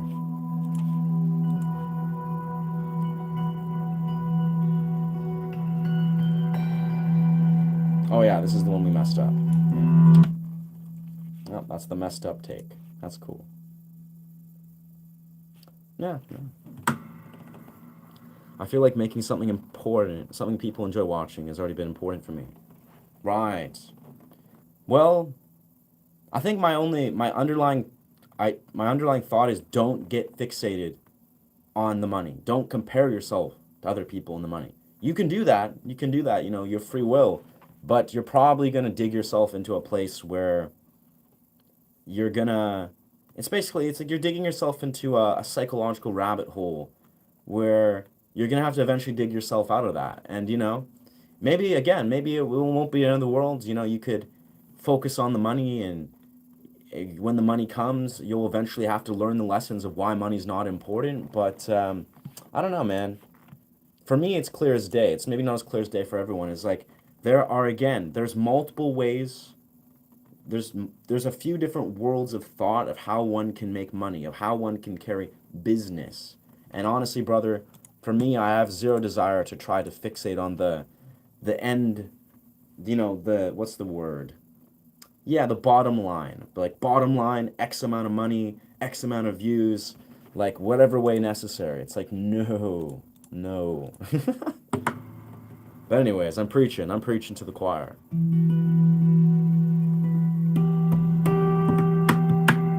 All my life I see money is the devil.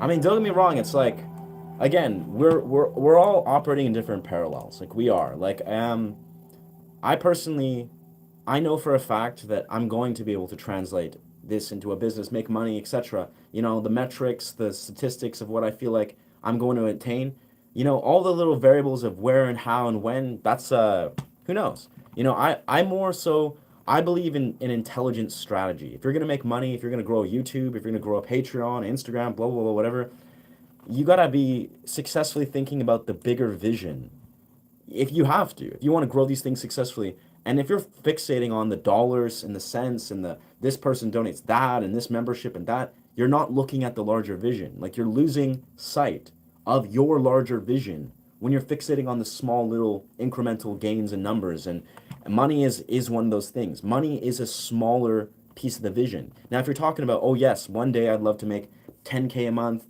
and live an extravagant life where I'm doing all these things, which is weirdly enough, that's where my mind goes. That's a little different. You know, if you have a large vision that is like basically you're manifesting it out of pure ambition, and you know that you want to grind to get to that point in an integral place, beautiful. But to act like money at this point is the answer or is going to be relevant to your larger vision is probably a trap. It's probably a mental game. It's a mental trap.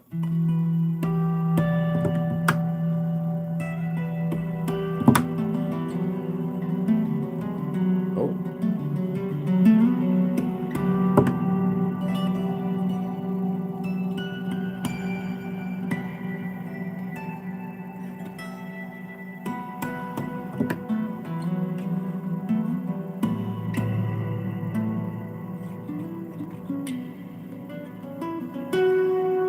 let's record this. Let's actually record. uh, some humans are hooked on power and a large amounts of money. Yeah. Yeah. Right amounts pay bills, and I want to sell my life for money. Yeah, it's like it's this is a deep rabbit hole that I honestly, I'll be honest, money, talking about money may be one of these things that I'm actually going to attach to the things I don't desire to talk about on this channel. Like truly, we can talk about growing a YouTube channel, we can talk about this and the other, but I don't think talking about money, like the concept of money, XYZ, this is not a thing I think is actually aligned with the values or intention of this channel. Like, you know, going on long sort of spiels about what we feel about this and that. I mean, we can talk about it openly in general, but it's like, I think, yeah, in the simplest right, yeah, it's like, it's a it's a mental pathology in many rights, a psychological trap to try to fix it on money. To compare yourself, money, this and that. Mental trap, you'll never find fulfillment. Why? Because in the simplest right, this is a thing I learned many, many years ago.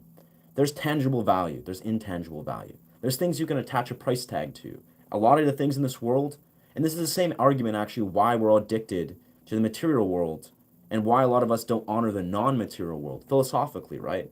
You know, why a lot of us don't honor the non-material world and enter and engage with the quantum and, you know, engage in things that money can't buy. It's because a lot of us, we're heavily addicted on the material. Like we're programmed and brainwashed to believe that money is the thing. And if someone were to tell you, you know, it's almost like, look at this for an example. Like this is the example that I like to see. It's like you could see some guy that, you know, works some sort of corporate job or whatever he does. He makes a bunch of money and he lives into his 30s, 40s, making a lot of money. He has a family, house, whatever. He has all the money he needs maybe. And he wakes up one day, is, you know what? I kind of just want to play guitar and join a band and sing my heart out and, you know, live in a beautiful oasis and just play guitar. Maybe that's, I don't know, maybe that's our example. This is an intangible, like, it's like there's intangible things that are far more valuable than money could ever purchase. Yes, money has an application, it's a tool, it's a convenience, a convention, but let's not pretend money is the thing that we actually desire, because it's not. We desire freedom, we desire, you know, balance, resource, we desire healthy, warm community, we desire freedom of expression, we desire things that are way beyond what money can buy us. A lot of us live in this delusion that money is the thing that's going to translate into this. I know this is derailing sort of from what Hunter's original thought is, but just long story short, it's like there's intangible things that money can never buy. A lot of people don't see the value of those because they're addicted and fixated on money. And not saying that you are, Hunter. I mean, maybe you are to some degree. We all are to some degree. But you may be fixated on the wrong thing, and you'll never see a genuine level of fulfillment from trying to pull those threads of being like, ah, but this creator created this much, and they're getting this amount of subscribers, they're making that much money. It's like, I don't know. Just keep on creating high quality content, brother, and focus on your higher vision, and let those visions flow through, and everything will align as you desire. You know?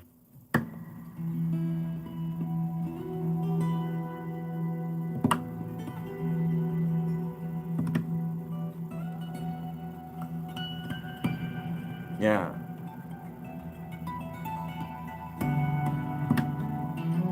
Gotcha. Well, that's good. I mean, that's a belief about hundreds of videos spent hours making. Yeah. Yeah. Yeah. Well, that's the thing is that's, I would say you're falling into the mentality that a lot of people fall into is you're not thinking big enough, but that's okay. It's, you can do whatever you desire. Like the belief that you set is, the limitation you set. And again, maybe you are in a phase where you need to focus various other things to cultivate the means of where, whatever your larger business or connecting of the dots of this, that, the other exist, maybe outside of YouTube's sphere, will help you. For me, I don't know. YouTube it's a launch off pad. Like I know for a fact it's a foundational thing that I know for a fact I'm gonna grow multiple different content businesses. YouTube is just the first one. And honestly, YouTube for me is gonna be the core one. I desire to have millions of subscribers on this channel, for this to be a big ass channel. And I 100% genuinely believe I can get there. I don't see it as a hobby, I see it as a portal. I have seen YouTube as a hobby for periods where I was like, you know what, maybe it could be a cool thing. Content's like a modality of expression. But for me, I see the higher vision. It's almost like, I think, almost what I'm telling you, and this is maybe a universal thing that applies deeper than just YouTube. No, whoa, an Eminem short hitting me. Is you actually probably are being invited to see the larger vision. And maybe this is not YouTube for you. Maybe it'll align at some point, but there's a larger vision in what you're doing that you're being requested to sit with. And this is kind of what I articulate to many people that, explore the waters of YouTube or whatever they're trying to do. There's vision, there's parts of your life, there's phases that require deep cultivation. There's action phases and there's cultivation phases. And most people, for some reason, fail to honor the cultivation phase. The cultivation phase is simple. It's literally stepping away and grinding and nurturing and growing and expanding, growing, expanding, integrating. It's the hardest phase. If people are powerfully succeeding, you can be certain without a shadow of a doubt, these are people that have honored the process of cultivating, of stepping away, of cultivating and growing themselves as a person. And then what you're seeing is the fruits of their years and years and years of integration and labor, right? So I guess what I'm simply saying is, without going down too many rabbit holes, is it seems that you just need to be more ambitious with your vision, or not even need to be ambitious, just reflect. Look at your life and be like, what is the truer, larger vision that you really want to create? And it may not be YouTube. Maybe it'll align with YouTube someday, who knows? But there's way more deeper realms to life than just simply being a content creator. Content creation is a tool, it is a community building thing, XYZ, it is what it is. But the important thing is to have an ambitious, large vision and to seek that. For me, YouTube actually aligns with that. That's part of why I know I'm going to succeed. It has nothing to do with metrics and this and that. As I have a vision that's overwhelmingly clear, that's larger than myself, that is guaranteed to succeed without getting grandiose. It's just, I don't know, that's the way it's unraveled. So it doesn't matter if it's YouTube or if it's not YouTube or if it's, in a classroom or in the middle of a communal oasis in the middle of the Himalayas or wherever you go. You have to let yourself unpackage a true, genuine ambition, a vision, something that is calling you so powerfully. And it doesn't even have to be that complex. It could be simple. It could be wholesome and nurturing. It could be, growing a family. It could be just like, having a beautiful little cottage in some sort of foreign country. Like, just find a vision and follow that, whatever that is.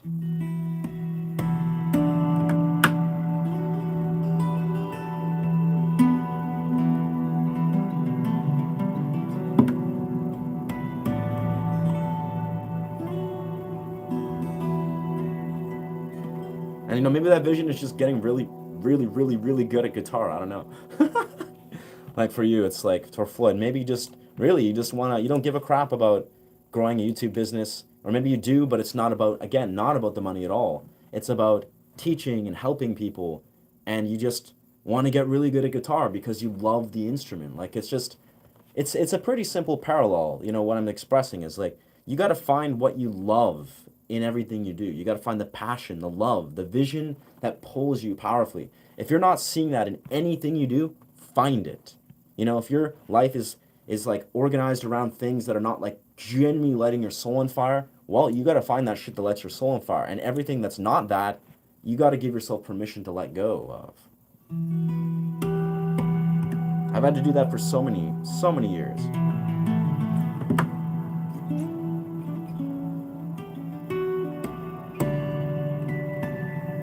That's why naturally I trained martial arts for like most of my life, and I consciously chose to step away from it to honor my path as what was unraveling in front of me.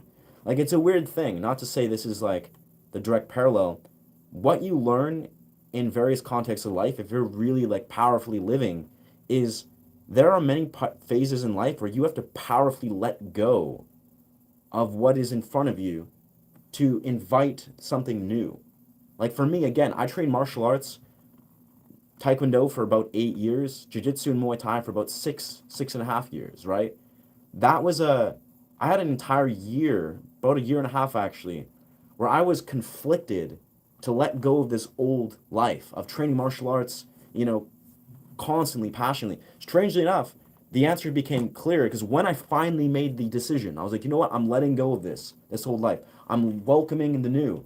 Then COVID happened. Like 4 months later, after I decided, I was like, you know what? I'm gonna leave this martial arts studio. I'm gonna honor my path as an artist, as this, that, the other, as a performance artist. I made that decision. Very difficult decision to make. It felt like I was killing an old version of myself, which I wasn't, but it felt like that. And then when I made the decision, 4 months after that, COVID happened. And then I literally realized that I was actually aligning with the universe so powerfully. COVID happened, and I really realized that I was going to have to make that same decision anyways. And then my life changed permanently for the better. That's when I like started writing music and going deep down performance art parallels, and then shortly after decided to become a YouTuber. It's weird. You gotta let go. You gotta really learn to let go of what is not serving you. Like, and it's difficult. You gotta really learn to let go to welcome the things that want to flow through you.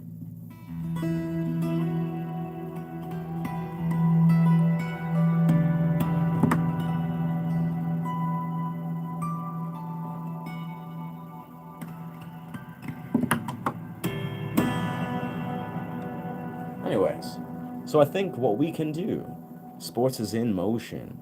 Nice. Damn, bro, you got that hand technique and that takes some strong. Nice. Wow. Thank you. Yeah. Yeah. You're not wrong there, I guess, Hunter, about.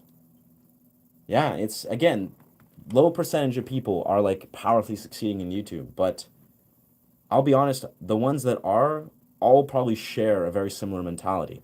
I'm pretty poor but unhappy because my expectations. That's awesome. That's beautiful, S dude. Honestly, bro, that will go far. Damn, bro, you got the ham technique that takes the strum, the angles. Ah, harp with the duality, the wild ambience. Thank you, brother. Thank you.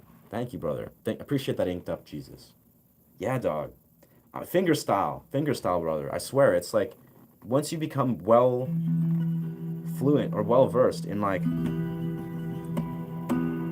your right hand technique. Like my right hand technique is very strong. It probably could be stronger even, like even a little more, but yeah, it's like guitar is like about synchronizing your hands, right? It's about synchronizing your two hands. Ultimately, like you can play emphasizing your left hand or emphasizing your right hand, but ultimately you need to get to a point where everything is synchronized. Your two hands are like they're having like a conversation where they know how to synchronize, they know how to interweave. You can make them both do such exquisite things where they're doing stuff together. And I think a lot of fingerstyle successfully teaches us this very effectively. If you're doing like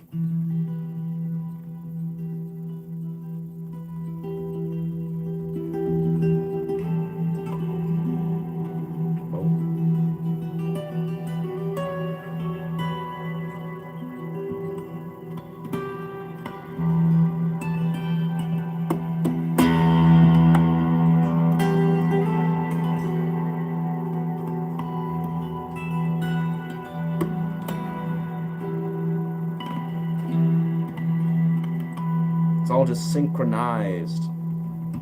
Yeah, fingerstyle, baby. It's a good thing to learn. I almost find it's bizarre. Like I love pick stuff, and I love like electric guitar stuff, like invariably. But I think for musicians, guitarists namely, that don't really understand how like infinitive a portal fingerstyle is. Like they're just like, oh yeah, bro, but you gotta and shred and do sweep picking all day long, which is cool too. I think they're robbing themselves of like the most foundational, powerful capacity to connect with guitar, which is fingerstyle. Like guitar was meant to be played with the fingers, without a shadow of a doubt. Picks are cool, but you're gonna buy a tongue drum. Yeah, yeah, bro. I've been looking on Facebook Market. I've been looking on Facebook Market because they're very, they're inexpensive. They sound really beautiful. I think it would go very well with what I'm doing here, especially even with my sound journeys. If I want to just create a nice little organic rhythmic thing that my mic could capture very well, tongue drum. Yeah. Sports is it. Motion. Absolutely, brother. Sports is. I love everyone that has athletic pursuits. Whether someone's a soccer player or a baseball player at a high level or a football player or basketball players love basketball. I'm not like well versed in either of those really. I'm decent at basketball. I'm pretty good at baseball, but I'm not a sports athlete, but I'm a martial artist. Like I've spent many, many, many years learning about martial arts. Because for me, that was what sports was. Is being an athlete is like obviously deeper than just being a sports dude. But I love everyone that's athletes. Like when I meet any people that are like soccer players that are doing some sort of strength training and basketball players doing some sort of mobility training. I love them all. I'm like you guys get it. Like good job, guys. I have a question from Germany. Yeah, dog. What's your question? It's Alex Weber. Bro, if you're the guy that I had to toss a 24-hour ban because you were, I don't know, you were just not cluing in. Yeah. I actually bought one recently. Yeah. It's a nice one. That's good, man. That's good. That's good, Hunter. It's a beautiful instrument. I think it's very entry level friendly, but even it's like diverse. Like it's a very good instrument to get. Yeah. What is my mission? I mean, my mission's pretty clear in many rights. Like there's a few core missions, but the core one, like my immediate answer to my mission is namely just to inspire and empower people with what has inspired and empowered me.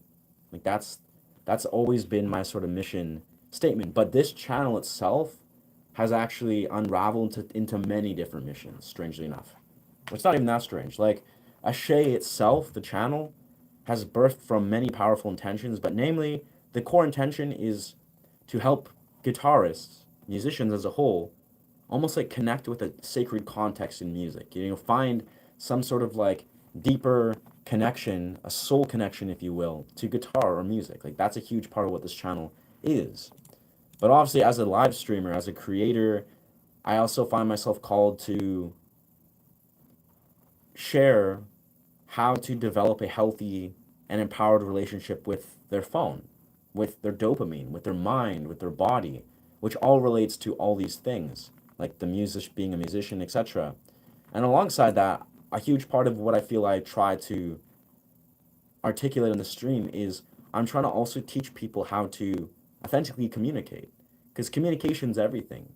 Whether we're speaking our truth or communicating to our romantic partners, our friends, or to the universe, right? Communication, like authentically communicating. Like say I'm like here and someone asks me or something or is eliciting some sort of reaction. I feel a huge core part of this channel is me authentically communicating and showing what this looks like. Because I feel like a lot of people, for whatever reason, don't know how to do that. Yeah. Fair enough. Thank you for the nourishing. Thank you for your nourishing spirit, nourishing the spirit. Thank you, brother. Thank you, brother. I appreciate that. I think we're gonna grab this stream and we're gonna go to the forests. Because I don't even know, it's done a little weird thing where the live is flipped, the time frame. But I think we've been about, maybe what, an hour and a half? Maybe 2 hours? I don't even know. Yeah. I gotta go, y'all. Yeah. Peace. Peace, dog. Hope you're well, man. Hope you find some further clarity and solace with your vision, right? Yeah. What is good? What is good? I mean, yeah, I'd say what's up is I'm continuously feeling inspired. Let's see. Continuously feeling inspired, but also what's been real with me lately is I've been really trying to continue to look at the larger vision for this channel, which weirdly enough, I think it becomes clearer and clearer every day. Like, I don't even have to think very hard to, really bring this deeper vision of where I feel my next phase of my channel is in. But that's probably where my mind is at. I'm just trying to be present with, not burning myself out, but also continuously pulling these threads on where my vision is in this channel. It's great though. It's a blessing. I'll be honest, there's very few things more rewarding than just like powerfully working towards your most abundant life. And I feel like being a YouTuber supports that in every realm.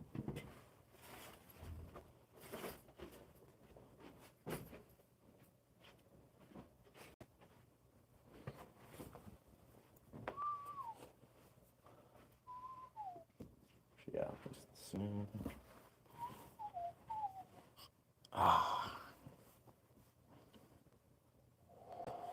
My relationship with the people around me is very unhealthy. I meet people who won't use me, not love me, and connect with. I see. That's unfortunate, mate. That's unfortunate. That is.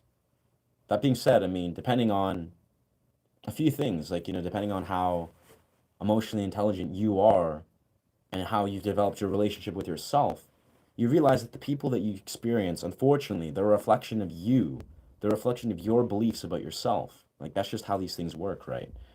They're a reflection of how you have made, independent choices that are building your beliefs and how people are outwardly reflecting that towards. So basically what I'm saying is, if you're experiencing that, where you have unhealthy relations and people that are not appreciating you or just nurturing healthy connections, that probably means that you yourself need to make better choices. You need to make better choices to nurture your relationship with yourself and then reflect that outwards. It's that simple. I mean, it's not simple in action, but that's probably what's going on here. Ooh, that's nice. That's what we want here. This is what we want here. But is that, I don't know if that makes sense, Tom. And like, we are, like, I speak of this avidly. Like, we are just, yeah, product of our choices. And I get it. Like, in this world, it's often uh, very difficult to make good choices. Like, if you wake up and you're like, you know what, I want to go and eat some healthy, nourishing food and sit in meditation in the sunlight, or, go for a run in the forest, or go into a gym and do strength training. These are all choices. Like, these are conscious choices. And yeah, beautiful. I'm glad that resonated. What am I looking for? I'm looking for a thing. That's probably right here.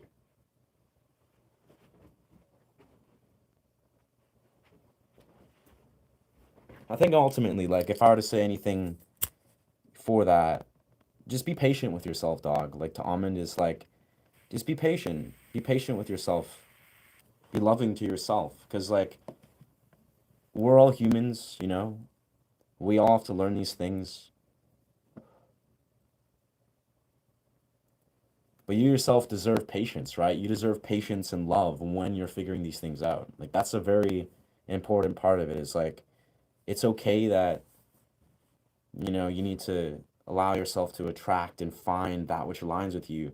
But you deserve that patience and love. Like, you deserve it. It's almost like it's a thing that your familial context, to your parents or maybe your siblings really should have provided, ideally. But ultimately it's about you. You have the ability to establish that.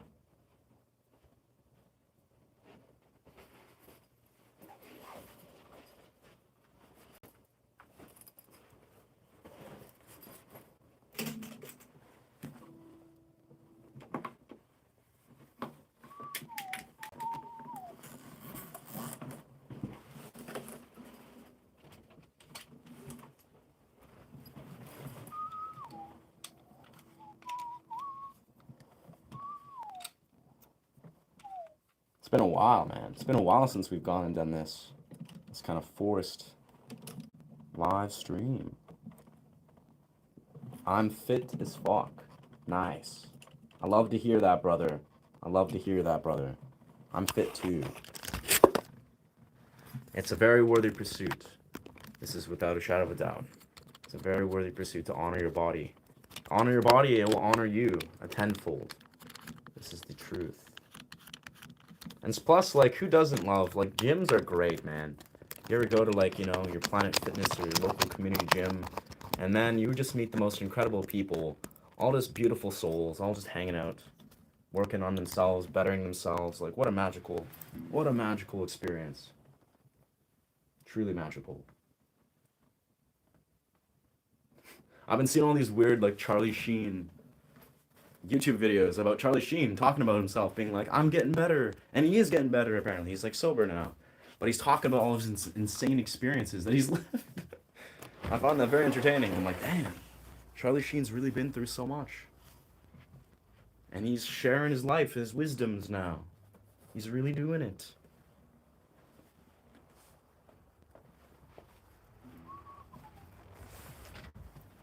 This is where having gold circle shades would be super legendary. But, c'est la vie. Alright, where the hell are my shoes? Where are my shoes? Oh, yes.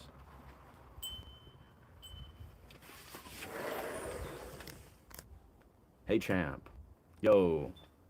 My name is Ryan, yeah. I am Ryan.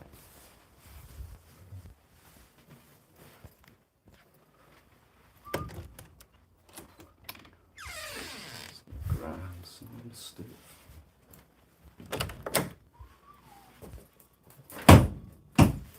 Yeah.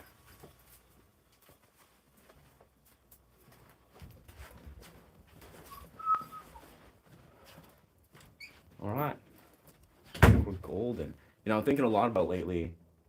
Yeah, I'll figure this out another time, but I have my preamp, or my little miniature amp. That sounds really good. But I'm thinking soon, since it's sunny out, I'm gonna start just going to parks and local areas and just, you know, performing in public. Playing guitar for the public. But the key thing is to find a high quality amp that sounds high quality. Once I find that, then the sky's the limit. All right.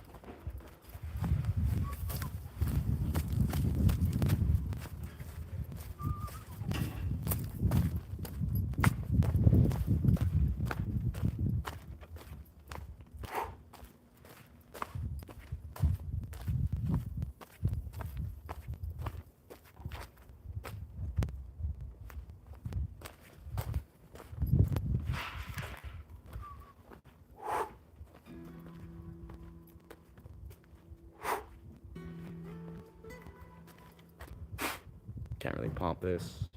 Oh, I kind of. Oh, no. Yeah, I don't know. I gotta find a spot for this. It's ritual incense. Through the forests of Westwood. Beautiful day, and it's just a magical day here. Yeah, we'll just. Yeah. We'll come back for that later. Very nice.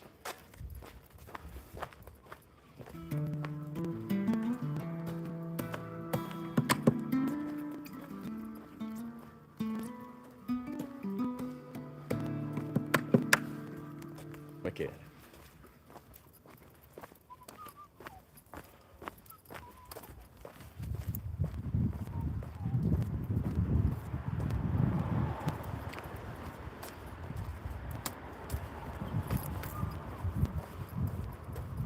Oh yeah. This. Just this. Like Ram Dass would say. Just this.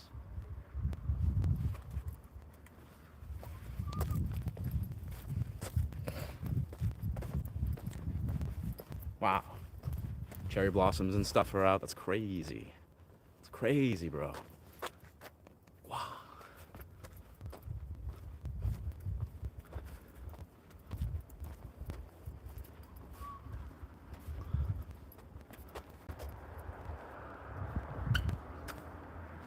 Plum tree over there.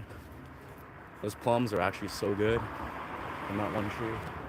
And this tree too. When they're in season. Bruce Lee always said, choose a water Pokemon, my friend. That he did, yeah. He did say something about water Pokemon. Yeah, dog.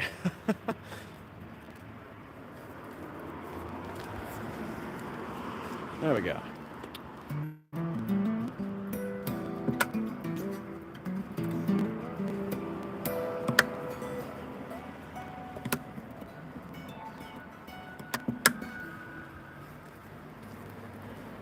Damn, it's so beautiful out. It's crazy, bro. It's actually such a great. Whoa, we got these birds floating around. I imagine there's gonna be tons of birds out here. All the local birds. Yes, sir.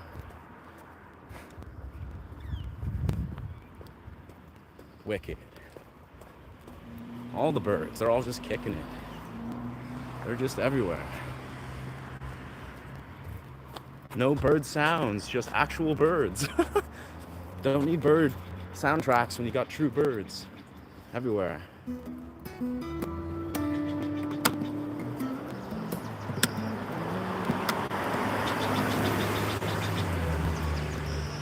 And got, of course, the natural landscape sounds of all the cars driving by.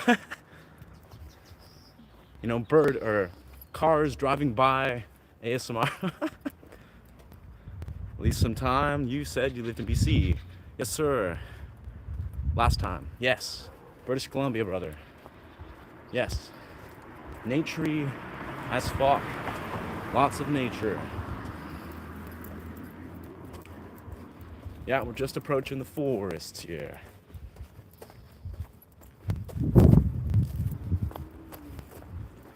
Look at how crisp this Google Pixel phone is. Looks beautiful.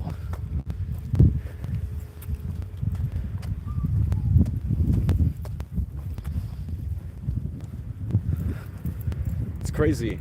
It feels so weird and nostalgic somehow. I mean, it's only been a few months, but like, you know, when I was streaming a few months back, when I was new to streaming, like new, you know, harboring like maybe 5-10 viewers on a regular, at most. But I was chilling in forest, not caring, just enjoying life. And now we're further on the journey. Returning back to these beautiful forests.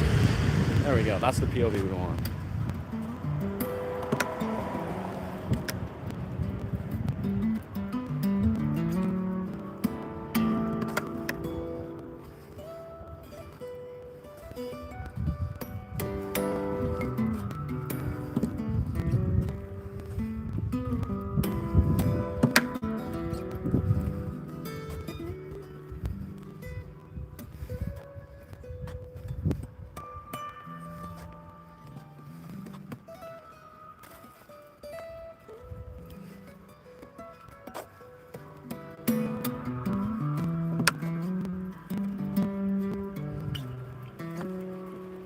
Coordination on par. The neighbor's saying, there he is again. Yes, sir. Brother, this is Westwood Plateau. The neighbors are lovely people. The neighbors are lovely people. This is like a chill, you know, kind of Asian family neighborhood. It's all love.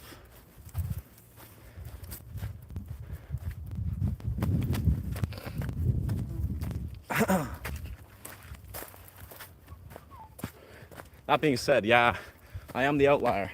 Guy with guitar,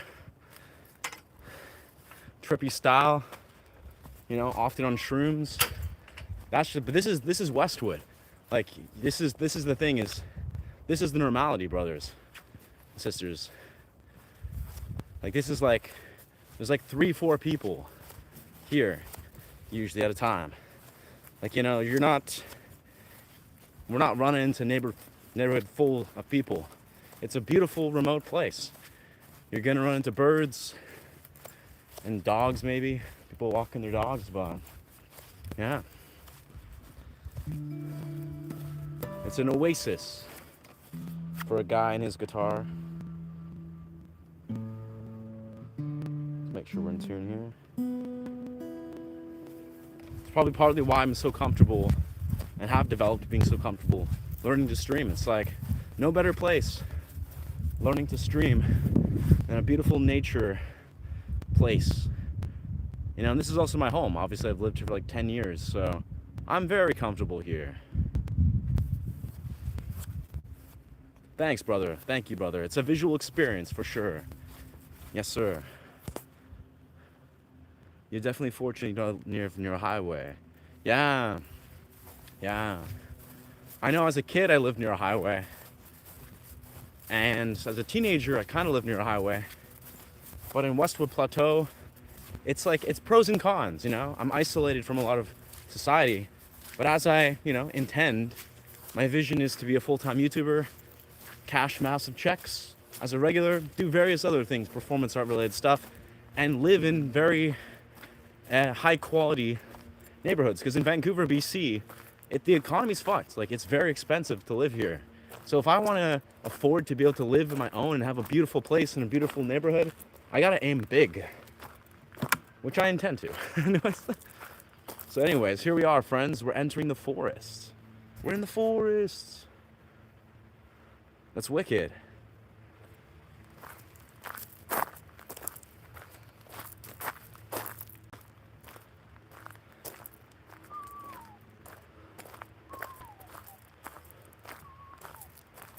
Peace out, man. Enjoy your day. And I hope you, yeah. Oh, wicked. So this is where, if you guys are new to the stream, welcome. But as a regular, this is where I go to cold plunge. I kind of just roam. I run down this little track here, this trail, and I do cold plunges in these rivers. It's perfect. And this is where I've done many, many magic mushroom trips. I often go around this little this route here, or just roam here.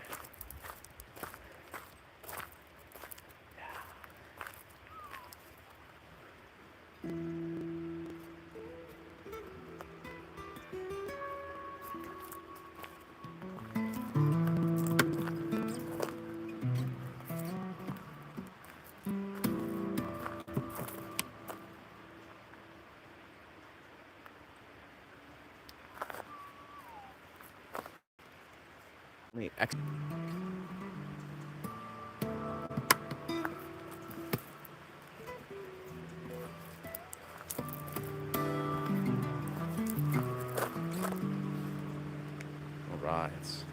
This moment we could probably soon maybe create a nice video here. Do some improv that we can clip in some forest background. Nothing more fun than doing live streams where you create content. Yeah!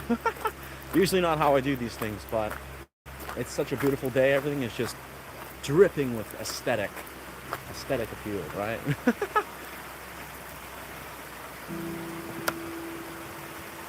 Here we are, friends. Magic. Magic, as the Australians love to say. Magic.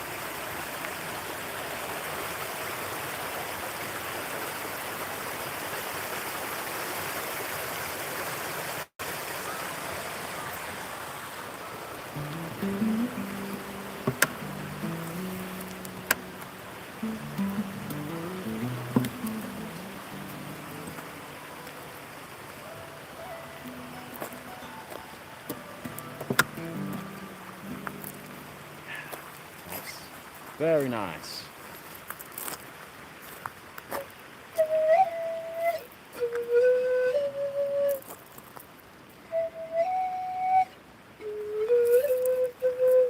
We lower the camera so we got a nice angle. Where am I going?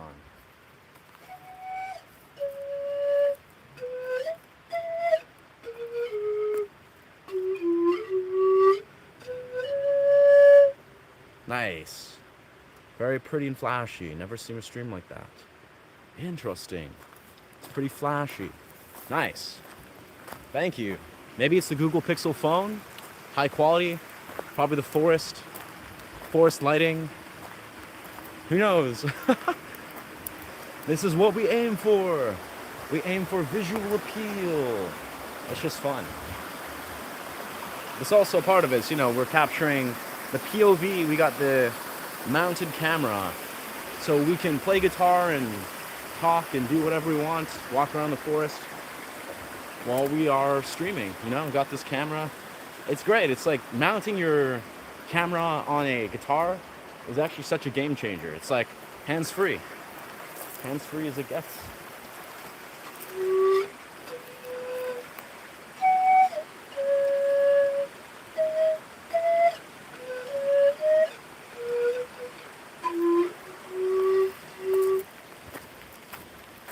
Very nice.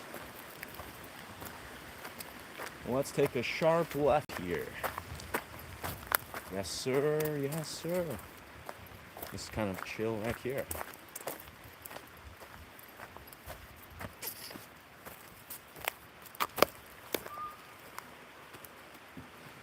Very nice. Extraordinary.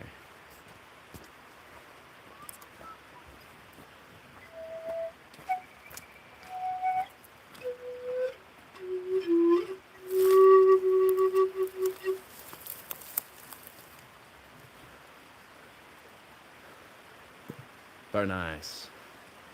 Welcome to this live stream, friends. Here we are, full-fledged, chilling in the forest in our natural habitat, as per usual. Just in the natural habitat. Forest, trees, guitar. This is where we are.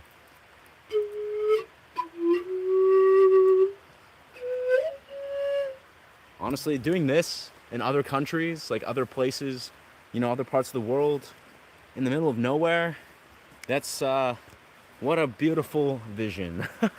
Literally just kept mounting my camera on my guitar. Nothing else but a backpack, guitar, instruments. That's what's gonna be. That's what's gonna happen. Bunch of money in my bank account and be like, let's just go wherever we want.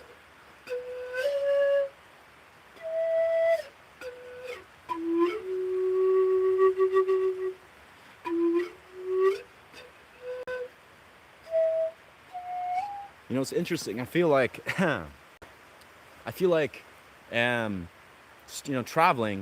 being a YouTuber, as I desire to be, it's going to be the ultimate test of communication. It's like in a foreign land, around by foreign entities and dimensions, it's all just going to request a very high level of communication. Communication that doesn't necessarily have to do always with language. But of course, I think actually what I'm going to do is I'm going to purchase Ray-Ban Meta glasses. So I'll basically have glasses that I have AI, so I can translate any language in real time. So I could just be chilling there, in some random place, and immediately have real-time translation of any language. So then I could just be like, hanging out with locals, and then just immediately just like, bang, I know how to communicate effectively.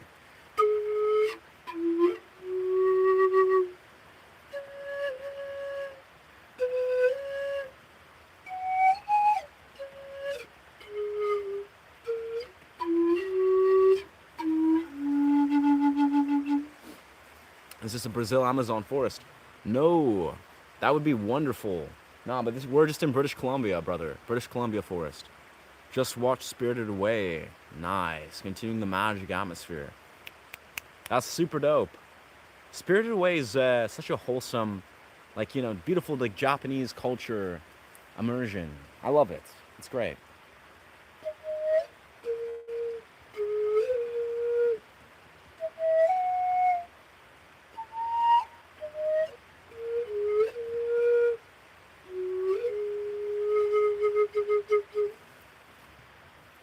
I feel like the pan flute just immediately makes you feel like you're in the Amazon. It's like you're just in an Amazonian rainforest jungle somewhere. But yeah, here we are. British Columbia forests. This is just forest boreal. It's lots of moss, lots of little ferns, lots of ferns. Ferns everywhere, Ray. It's kind of like very similar to like an ancient, almost like dinosaur forest, I would say. That's kind of how I saw it as a kid. Jurassic. Very Jurassic. and very untouched. It's just kind of like whatever. Everything's just growing and jumping over itself and growing and overgrown. It's just a whatever. Untouched. Untouched forests are the best. Honestly, touched forests, they just don't have the same charm. But untouched forests, they're just mossy and, nature has just done its thing over and over again. And it's super dope. Yeah. Ferns. Honestly, bro, yeah. I would love to... Where is British Columbia exactly? It's in Canada, brother. British Columbia, if I were to be exact, there's Canada, right? There's North America, there's United States, and then Canada is above United States. British Columbia is the very bottom left. It's the very, very bottom left province. So it's like you have all the countries and provinces, and the very bottom left is British Columbia. Yeah. Yeah, it's west coast. It's like right above Bellingham, basically, if you understand the States. I don't really understand much about the States, but Bellingham is like the country that's like adjacent to British Columbia.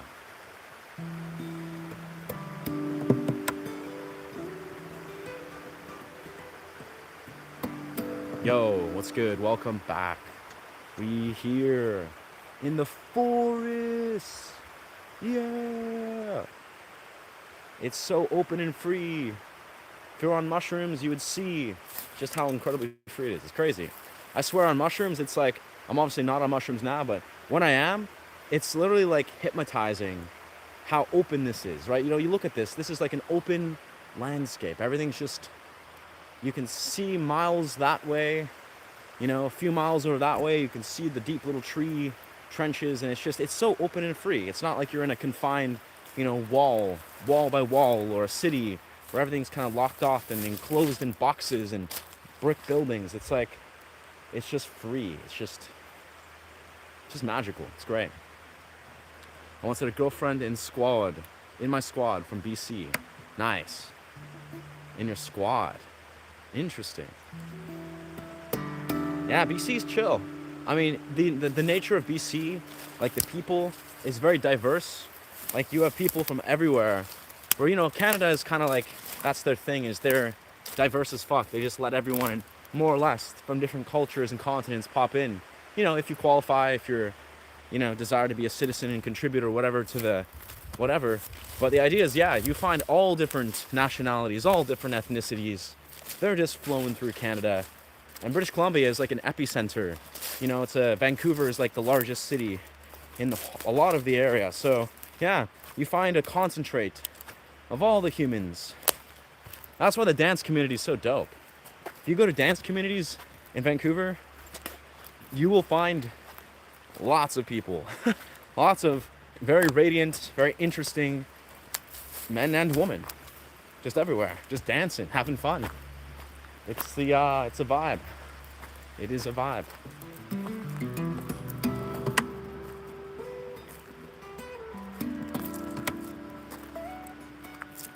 I'm gonna find a nice sunny spot and meditate for a bit. Because this is where we are. I like this tree right here. This is one of my favorite trees.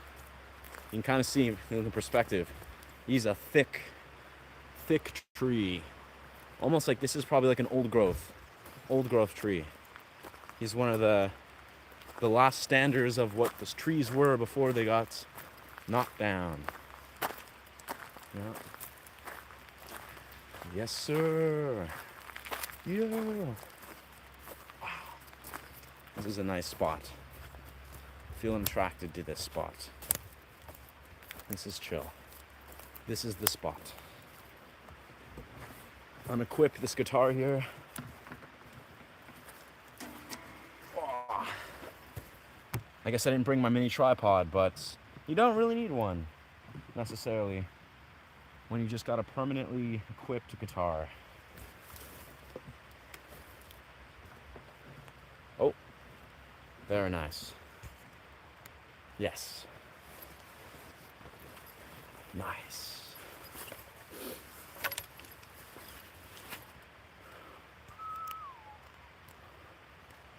Let's find a good spot. This camera.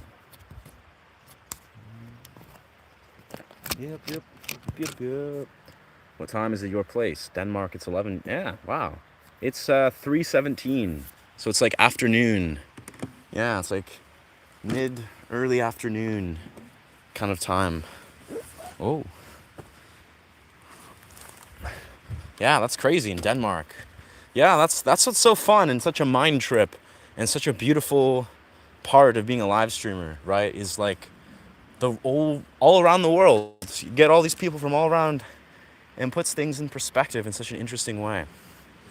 Like suddenly people from all these different countries who are at different points of their day, it's like that's just a it's a mind fuck. It's like a healthy immersion. You just suddenly are just like, damn, life is in this world is so massive, and this is the real time truth. This looks like a good, yeah, sure.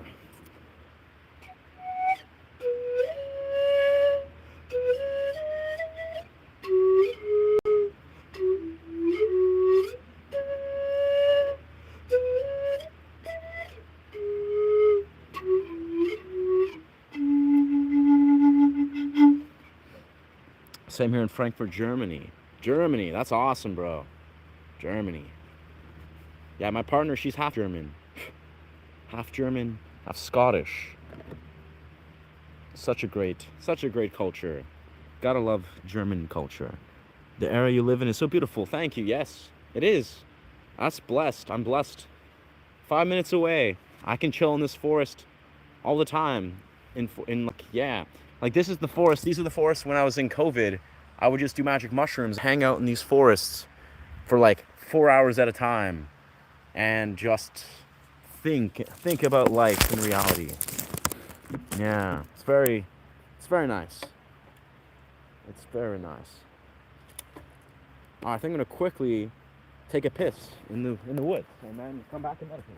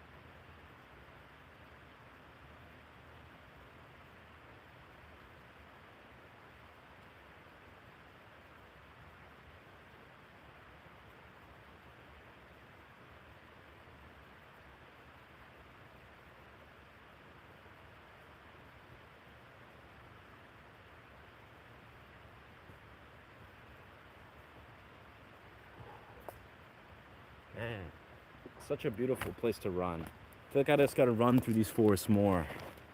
Yeah, excellent. The key, my friends, is just to keep on moving. And some stranger comes along and takes his phone. Not in Westwood. Not in Westwood. You can bet that there's probably going to be about 2, maybe 3 strangers within the next 3-4 hours that are going to come through here. It's just, this is, Westwood is basically a family slash rich neighborhood where people don't really, there's no risks, no danger. It's like a weird little community that's like very quiet, and you know, you got your rich Asian families and or European families just growing their families.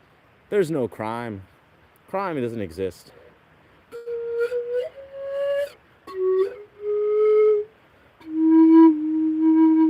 I'm sure it exists, but it's in a different sort of way. You know, people racing their weird Lamborghinis up down the streets, which happens all the time for some reason.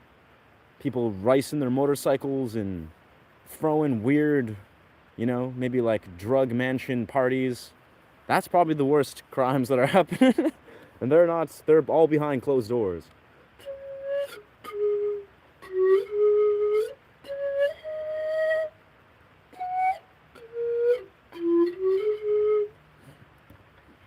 Yeah, it's a chill place. It's a safe place. I agree. Downtown, I know. Downtown is a contrast, bro. That's where like some days I'll spend, a few days of the week where I'll just hang out in Westwood. I'll just isolate in Westwood. Maybe my girlfriend will come up and maybe I'll go to the gym, get some food at some point, but I just spend most of my time isolated in my house, you know? Especially lately as I'm just growing to YouTube, I'm just grinding live streams, live stream, live stream, live stream. But it's like, unless I'm going dancing, going to raves and open mics or whatever, or like live music shows, I'm not leaving. I'm not going to the downtowns. I want to do more Forest Beach Town. Word. Yeah. Facts. That's fair. That's fair, bro. I know for a fact part of why I desire to make lots of money and, move out, as most people do to some degree, is because I want to afford a beautiful, beautiful area. If I'm gonna move, I'm not gonna leave Westwood, Plateau to go to some like, rural, city landscape area. I want to go to some like beautiful, chill, beach community sort of city area. And there's a couple of those, but they cost money.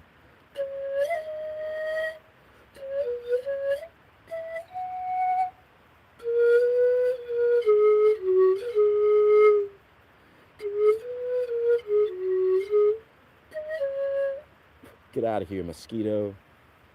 Yeah. Anyway, let's meditate. Let's meditate for a period. Yeah, it's a thing. I mean, I think Vancouver, like I've spoken of once or twice, British Columbia is very, very expensive. Like it's grossly expensive. It's probably to do with, how desirable the city era is, like Vancouver and whatever. But the economy, the housing market is messed up. But it inspires you, as a guy like me. I've been grinding and developing my skills and career of whatever I do, and I'm eventually, when I go and move to places, anything I do, I desire to succeed, without a shadow of a doubt. Like financially, I want to make a good amount of money so I can confidently do whatever I want to do, live where I want to live, travel when I want to travel. And it's all been in the makings. Like I'm grinding, doing my thing. But yeah, it's almost like I don't have a choice in the matter. If I want to live in this city or in British Columbia, I gotta aim very high. But I'm okay with that. I think we found our spot.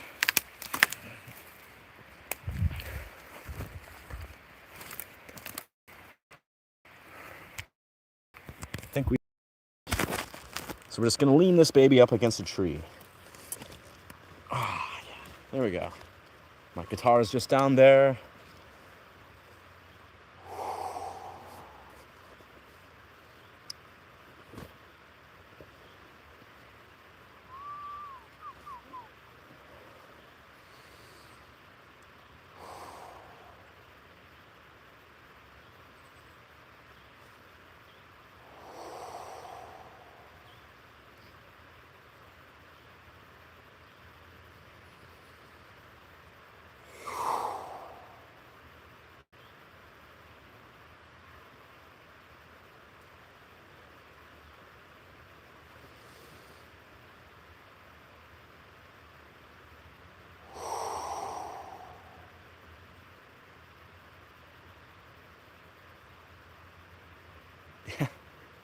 Every day, brother. Absolutely. Meditating for clarity. Meditating for people to open their hearts, open their minds, open the world of possibilities.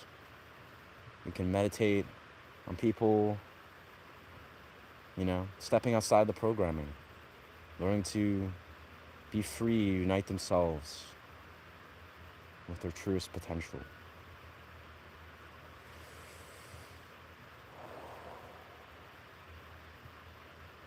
We are free.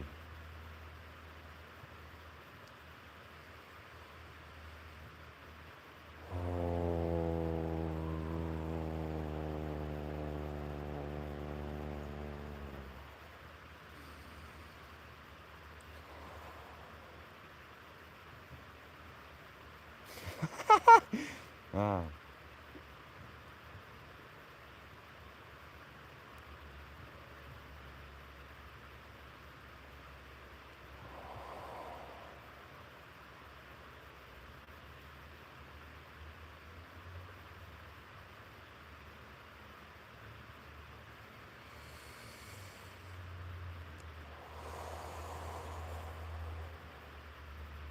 We are what we become. We are what we create in this world. We create our reality in every given realm of what is. We are the creators.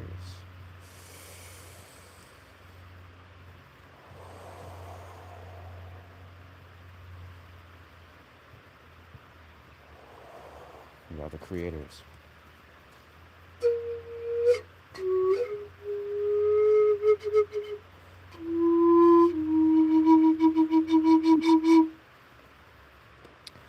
Yeah. Internet's so far in the woods. Yeah, I don't know. I just got data. I don't have internet, but it's data. I pay for data. So I got unlimited data. To a traveling musician who plays in the most beautiful areas everywhere, regardless of where. Yeah, that's what I'm. Well, that's what I'm doing. That's what I'm on my. That's what I'm on route to do with my life, Hunter. Literally that. Literally that. I'm gonna be the 1% or the 10% of whatever full-time YouTuber sponsored guy, just traveling, making content, performing, connecting. Everything is, yeah, it is. Yeah, yeah. Just ecstatic laughter. It was very random indeed. Oh.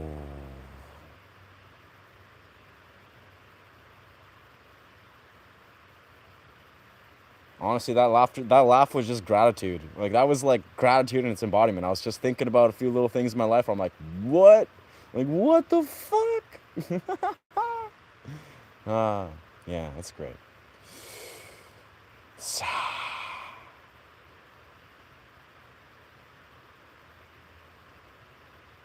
We are the creators of infinite realities. All things are in our realm of possibilities. The second that we see it is or it is not, so it is. So let it be so. Let it be so.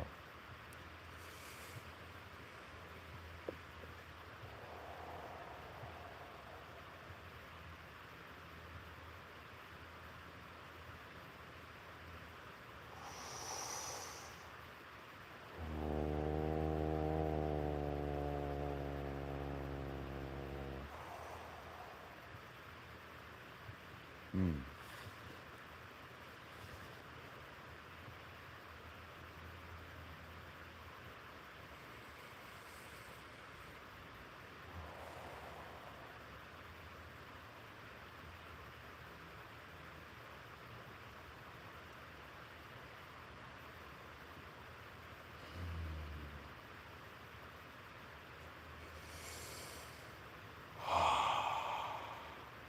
Honoring ourselves, honoring all those around us, letting ourselves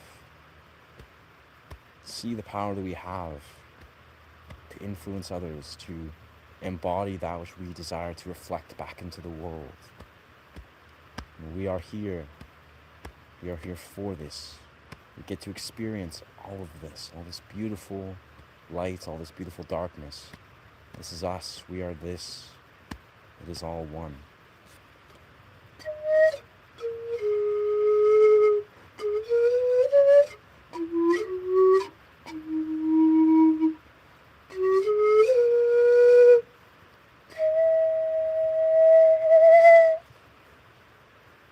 Whew. Wow. This feels weird but trippy to be on a live stream. Live stream, meditating, yeah. From what I know, it just takes consistency. Yeah. I say that with utmost sincerity to many. Yeah, bruv. Consistency.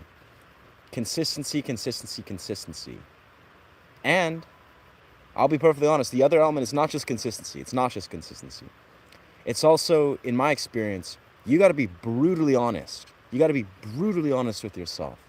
Brutally honest to cut through the bullocks of what you think you know as a creator. That is, if you know, if YouTube genuinely has a target audience for that which you desire to create, you know, your vision, you're like, you know what, I'm going to create a channel, but X, Y, Z. You got to bet, you better bet you're creating something that's original, that aligns with what the YouTube community and niche needs.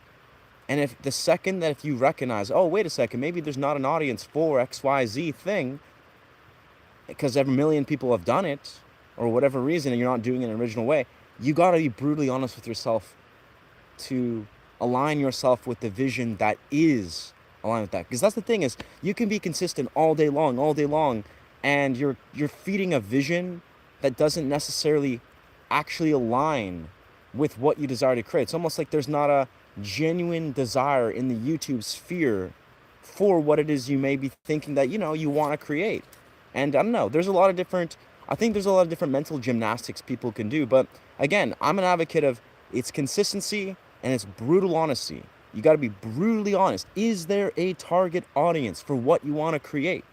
If a person's like, I speak of this, on repeat, where it's like if a person's like, oh no, but I want to be a gaming creator, comments on videos and I'm going to succeed because I'm consistent and I'm this, that, and I'm original, I'm doing the YouTube. You're probably not going to succeed. Not saying that's the perfect example, but you got to be super honest. Are you contributing to what the algorithm and what the target audience and what is in demand? And again, I don't have the answers to all of that. But if the answer is an outstanding no, and then the algorithm is not you know, helping this aspire. Because also what I'm talking about YouTube success on a grand level. I'm not just talking about YouTube success in a monetary metric, like, okay, we're kind of getting there, consistently getting there. I'm talking about if you want to grow like a thriving, massive channel that is changing people's lives and changing your life, you gotta really think big and penetrate through a lot of the limiting beliefs and models. And this doesn't just apply to YouTube. Like this applies to pretty much everything in life. But of course we're talking about YouTube. Beautiful spot, bro. Thank you, brother. Thank you, brother. Hello, I'm a target audience. Sorry, I'm late. Hey, sick. Welcome, target audience. Welcome, target audience guy. Nah, honestly, that's a whole nother fun little dimension.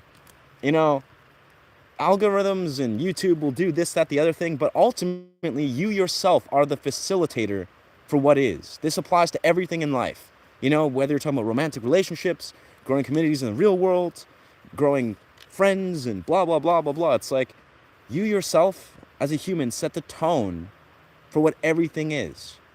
So obviously a YouTube community is the exact dimension of that. And what I'm simply saying is you should never compromise your standards for what your vision is. If you're like a content creator, you know what? I want to create a community of like-minded individuals, blah, blah, blah, that's revolving around this, that, the other thing. Yeah, you shouldn't for a second believe that people that don't align with your vision deserve or are entitled to your energy or space. Because that's just not the way it is. But also, welcome, welcome, welcome. It is beautiful. It's a beautiful place. Yeah, we're just in the forest. We're in the forest of Westwood right now, currently. And no, I have not slept on my streams yet. I don't think I ever will. I'll be honest. I mean, this isn't exactly a job per se, but I have a sort of thing where I just don't ever sleep at work. I couldn't. Doesn't matter if I got 1 hour of sleep. Doesn't matter if I have 10 hours to hang out and do nothing. I'm not gonna go to sleep. And I don't know. I mean, this is a live stream, obviously. I'm probably sure I could sleep if I wanted to. But I don't know. I think I'm going to honor my body enough that if I'm going to want to go to sleep, I'm going to go to sleep offline. Maybe I'll be in a meditative trance when I'm on these streams at some point, but I don't know. I don't think sleeping is the move. But yes, look at this high quality forest experience. Wow. Like what a treat. Let's just disconnect from all the regular norms and just do some regular vlog style stuff. Just old school YouTube. Old school YouTube. Welcome to this live stream, friends. We are YouTuber XYZ number 55 or whatever our user. And we're welcome to the forests of Westwood. No, but for real, welcome to this forest of Westwood. We're in this beautiful, beautiful spot right here, right by the river. Magic.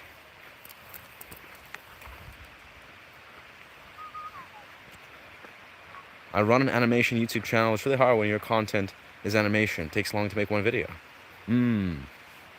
Yeah.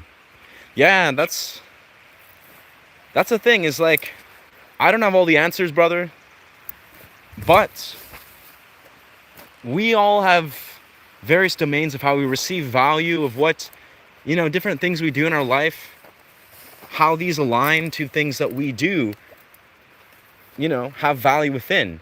It's almost like, this may be brutally honest to some degree, is I have various different modalities. Before I started this channel, my first niche was I was teaching people dance.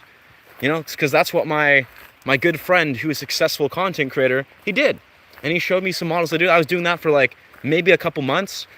I also had ideas of being basically a fitness influencer. I was just teaching people, how to do like handstands and trippy stuff, and how to like do qigong. And I'm probably going to do all those things in the future. But what I'm saying is, don't be afraid to start a new niche. Do not be afraid to start a new niche. Hell, don't be afraid to honor the parts of yourself that you might be thinking is like, oh, but this is what I want to succeed in via YouTube. Because sure, you can succeed in all of it.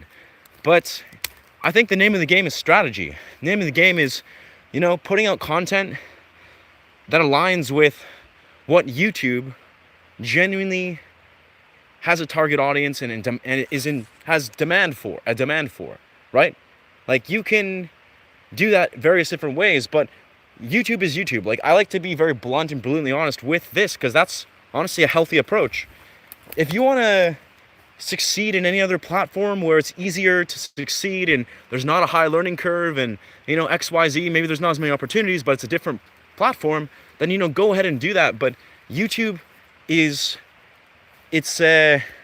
it functions the way it functions for a reason. And I think it's really important to recognize this, is YouTube has, again, like a very unique learning curve, very unique algorithms that we should not try to resist or actively need to like remake the wheel, but just be conscious of the way that we can align our intentions and our goals and our energy towards that. There's various different platforms you can succeed in, but if you genuinely want to succeed in YouTube, sometimes, I'm not saying this is like, the answer, but sometimes it's good to be blatantly honest of, okay, what is a target audience, a niche that you could successfully pivot into that would thrive, and I don't know exactly what that is. Maybe it's talking about some dimension of your animation process, or something that, directly applies or indirectly applies to what you do.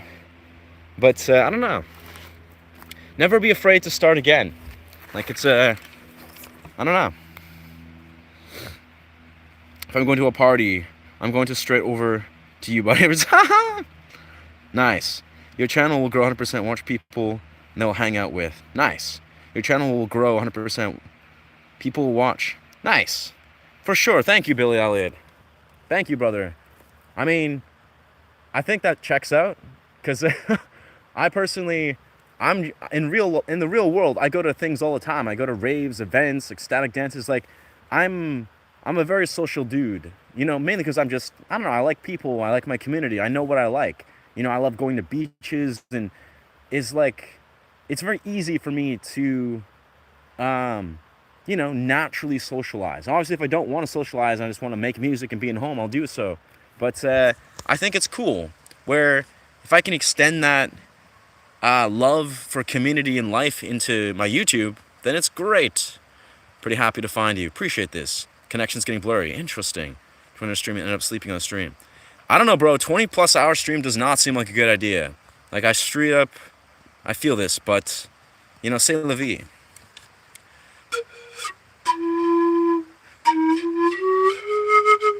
It's right in front of me, actually. It's right there. It's right there. My guitar is an extension of me. It's not going anywhere.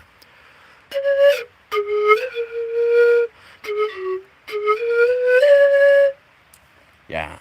Now, but again, this is Westwood. It's like, again, you're not going to come across many human beings. I'm basically alone in the forest. There's no danger. There's no people that are going to take my things. Like, everything's safe. It's Westwood. I've lived here for like 10 years. I know the ins and outs here. I can sit here all day on mushrooms like I have, and you're not going to come across many people. Like, this is a gated neighborhood. It's just forest. It's on the edge of all BC. If I go this way for like 20 minutes, it eventually becomes endless forests that endlessly go into forest for the rest of British Columbia. This is the edge of BC. If I go that way, I exit society permanently. It's beautiful. It's Westwood Plateau. It's magic. If you want to do psychedelics and disappear from society for your day, it's pretty easy.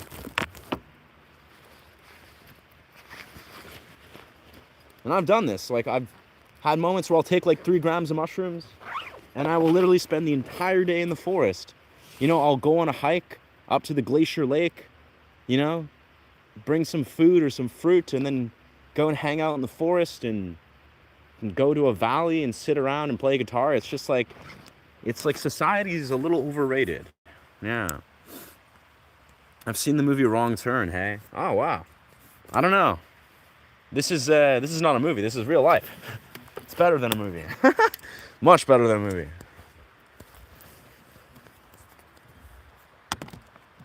Because we have guitars and we are the main characters and all that. There's no supporting roles and background. There's just us. No director, no producers. We are the ones. We do it all. That's the real world. God damn. Whoa. I like this though. In this light, you can kind of see. You can kind of make out. Yeah, you can see it. This is the color. This is the color of the hat. This is the true color that I've been trying to show you guys. Yeah. It's the color of the hat. It's got some acid wash, some blacks, some deep rich reds. That's the color that I've always seen, that you can't really make out in my regular streams. It's great though. Yeah. Open to new stuff, dancing, art, etc. Me too. Nice. Are like this. Most are like this, but something bad extinguishes their hope. True. True, true, true. Yeah. Yeah. Yeah. I think, truthfully, to Billy, yeah, brother, it's a lifetime.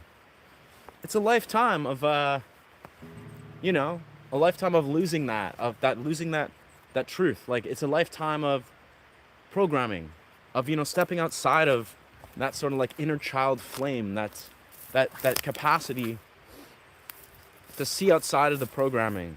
It is that simple, actually. If you can see outside the programming and you see with clarity, I speak of this a lot on my streams, where it's like,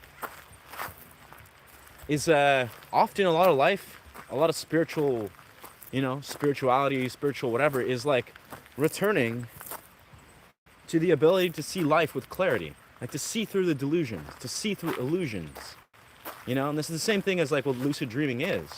What lucid dreaming practice is like you're learning to see through the illusions, to be lucid in life, so you can be lucid in your dream realm and etc. But it's such a deep parallel. But that being said, yeah, you hit the nail on the head. I think a lot of people, they may or may not even realize your life radically changes when you, tap into the dance community. Like when you learn to like honor the dance community. You learn to like connect with your body in the dance community.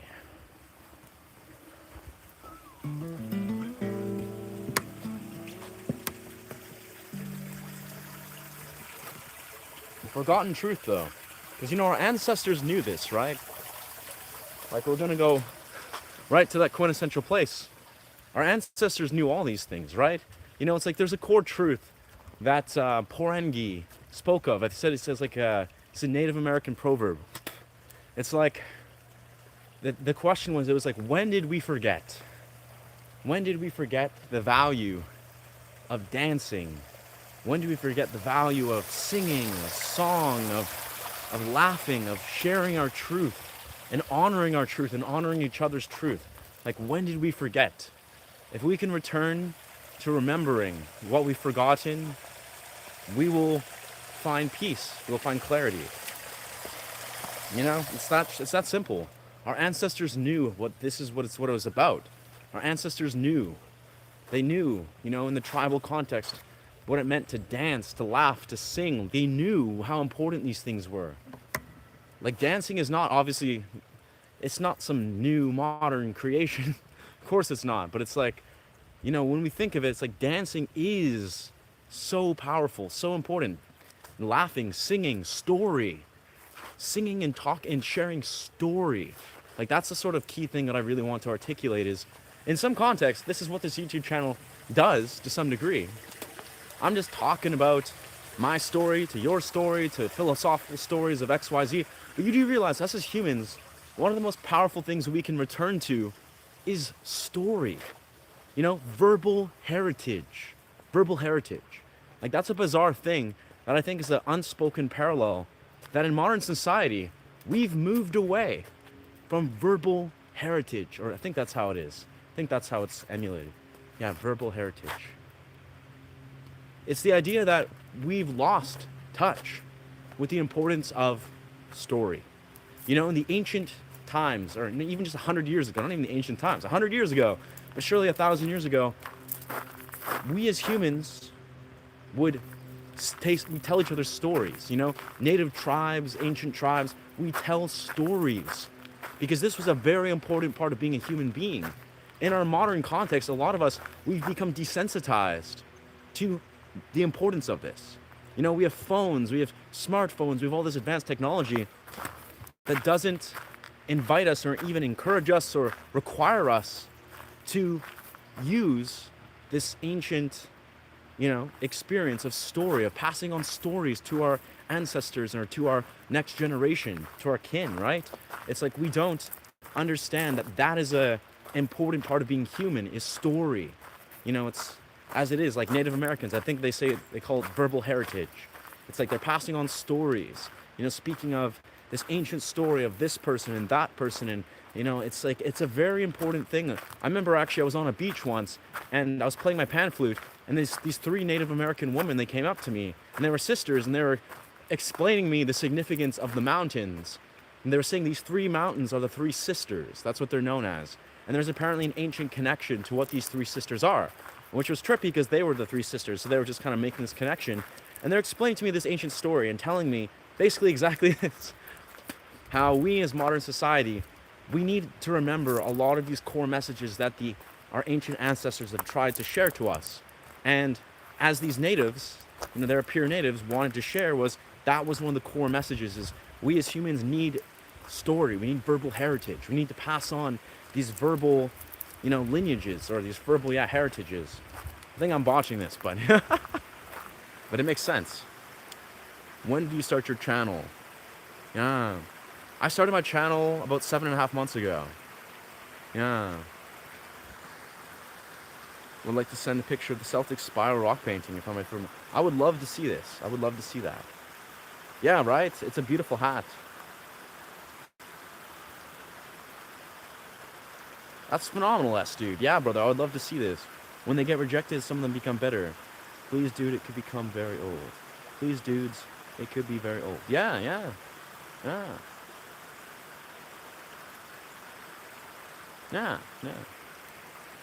I started my channel about 7.5, maybe 8 months ago. Yeah, 8 months ago. Yeah, no, that's the reality. This is part of my my like tenacity. This is real time. Zero subscribers to 8 months in. I'm, you know, just at under 1.5K. And not even just about the 1.5K. It's what I've seen grow before my eyes. Like the success of being a YouTuber who is literally talking to nobody, barely creating content, to now being so inspired to put original improvised meditative journeys that I create on my streams, you know, talking to thousands of people on metrics, on the way to literally make a full-time income from YouTube. Like this is the quintessential YouTube story that has been, you know, a vision of mine for some time. And now it's like to see it living my reality, it's ecstatic. It's ecstatic. Like I'm literally ecstatic half the time just thinking about my journey of YouTube. It's super dope. And again, if I can do it, most people probably can. I mean, if you will, that's up to you, you know? It's if you find yourself called to really unpackage and unlock this potential of what being a content creator is. It's not necessarily for everyone, but anyone can technically do it. Like, and I'm living, breathing proof. I mean, I'm also, I've got a unique path. And again, this has been a vision of mine. Like, I've romanticized being a YouTuber for years now. I've been like, you know what? I love YouTube. So for me, it's like, this is like a high honor. But yeah, it's working. It's flowing. And I haven't even made a single cent to this point. But I'm literally about 5 weeks away, maybe less, from being monetized. From those 4K watch hours. And that's magic. What's the weather like there? Yo, it's actually really nice. Yeah, I've been outside for like, maybe 40 minutes an hour. A little bit cold because it's still kind of like transitioning out of winter, but this is the most beautiful it's been in a long time. Yeah, it's like very sunny today. But thank you, brother. Makes sense. We mostly are here to experience. Yeah. Making the oneness. Yeah, I think too, verbal heritage. Yeah, that is the word. Verbal heritage is the thing that we need to experience as humans because it connects us to our ancestors. It's what we as ancient tribes did. As ancient caveman, etc. Like all our ancient cultures honored verbal heritage. And because we're in this unique time where smartphones and, technology and computers and social media is reigning supreme, so to speak, we're very rapidly losing our connection to verbal heritage. We're in a sea of information, a sea of disinformation. It's everywhere. We have all this perception that we think is knowledge, we think is truth, that is actually diluting what it actually means to have real truth and real wisdom. And we need to return to this verbal heritage, invariably. Wow, these mountains. Look at this.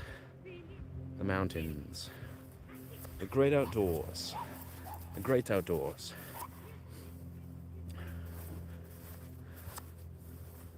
Yeah.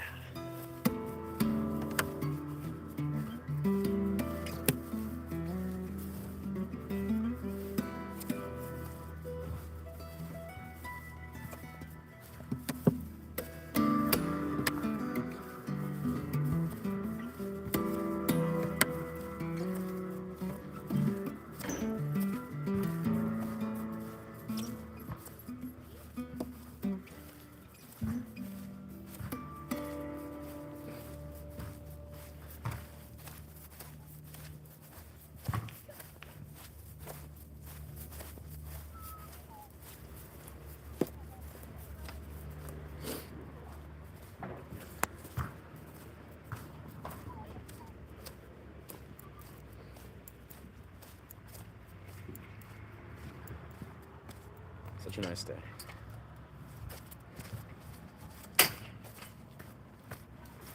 Hey. Hello.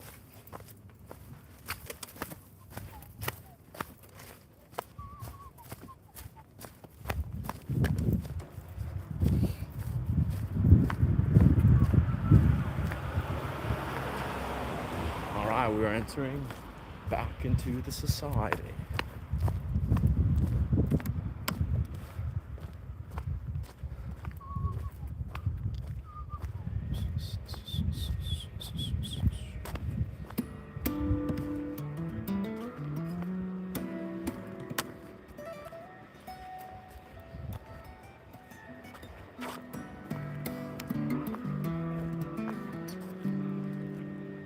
Brother, 41 in life, you have thoughts.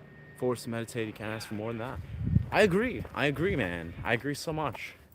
I speak of this very openly, right?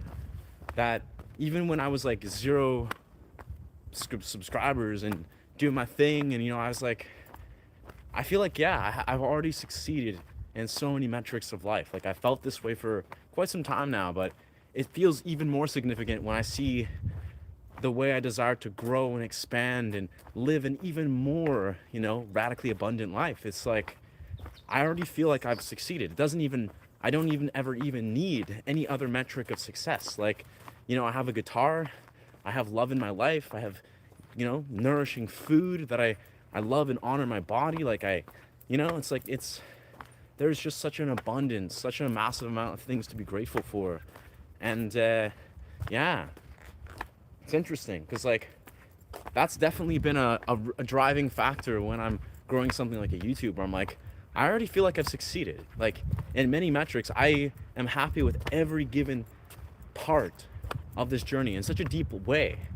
And surely things like guitar, which is a core part of this channel, has taught me that for many years. You know, guitar is like, it is like the epitome of learning to persevere and honor delayed gratification. Like if you can learn to apply yourself to something, say like the guitar or something, yeah, that's like operating out of this like almost means of transcending a lot of the human experience with some particular pursuit or discipline.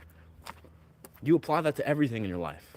Like you realize that, oh, I can't unsee the fact of you can be just as happy with nothing that you can be with everything. And once you see that, then you suddenly can be happy with everything. You know, you can really enjoy every given little part of the process. Dance itself teaches me this. You know, guitar teaches me this, and philosophizing teaches me this. You really don't need much to be happy. Like, surely, you know, we as humans, we have this interesting array of human experience, but it's kind of like the quintessential thing is some people could have everything in the world and they'll never be happy. They'll never have enough. Some people can have exactly what they have and they can truly enjoy every little part of it. Now, I think I'm in between, you know, I'm somewhere in the middle where I feel like I'm really grateful for everything what I have, but I could lean more into that. I could find more depth and bliss in the simplicity even further. And yeah, I'm on that path, I think. It's yeah, look at these birds though. Look at these birds. Birds are just so free. They're such a great example of just free beings. Like, look at this homie right here. Hello, friend.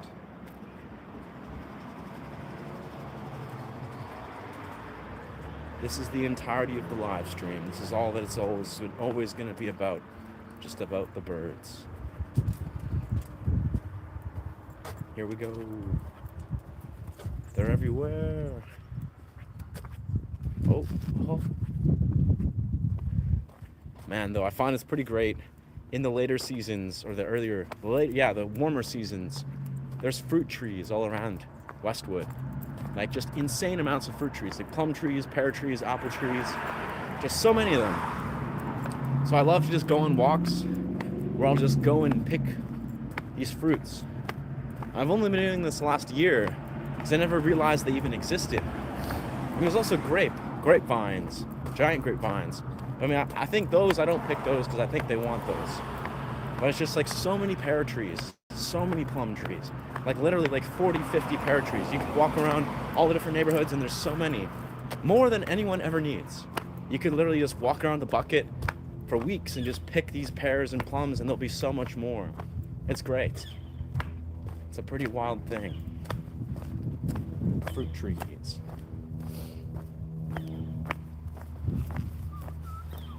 What time is it? Oh yeah, 4 o'clock. Interesting. 4 o'clock. 2, 3. Yeah, it's my time.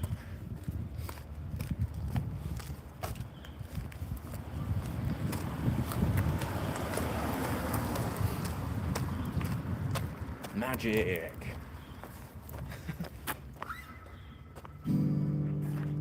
Promised you a book. I promised. Interesting. Ah. Wow. That's very kind of you, friend. Let me read the comments in a second once I get inside.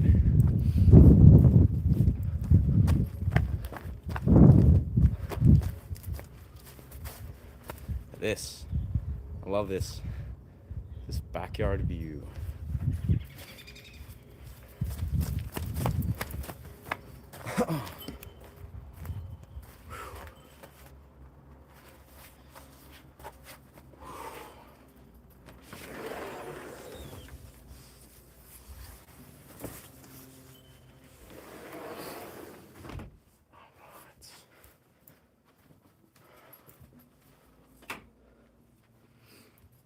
Wow. Very nice. Gotta love guitar mounts. Whew. Mounting the guitars. It's very, very scenic. Dance item. Promise you a book. I promise I'll send it today. I'm in the video. Wow. Wow. Wow. That'd be an honor, brother. Yeah, to receive a book about verbal heritage. David Chords, the bird song, surely. Very nice. 0-0. Wicked.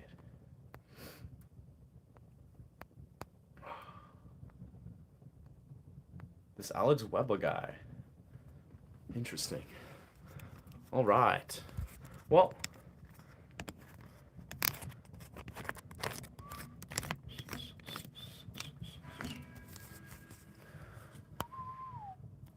There we go. Little button click there. Whew, well, that was an awesome trip.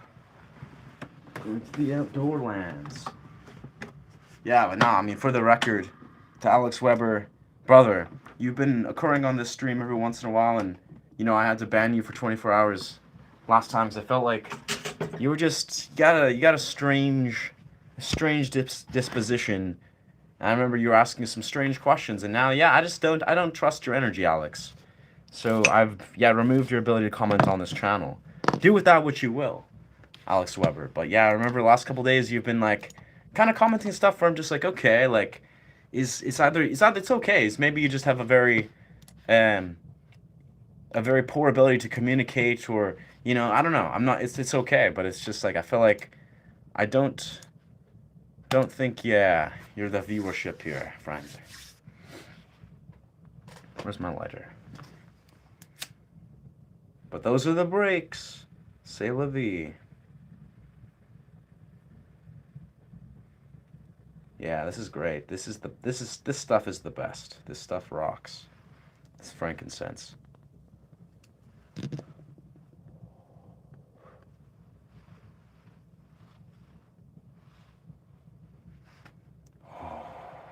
Magic. Wow.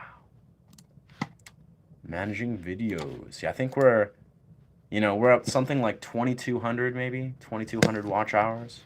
That seems to be where we're at. It hasn't updated fully, but I think if we do the math right, and we are 22 subscribers away, 22 away from 1,500, which honestly, to this day, like, I swear, I used to romanticize when I was at like 10, 20 subscribers. I was just like, man, wouldn't it be like if I was at 1,000 subscribers, you know, even like 900,000, I'm like, I've made it. Like, I'll be like, I'm officially a YouTuber.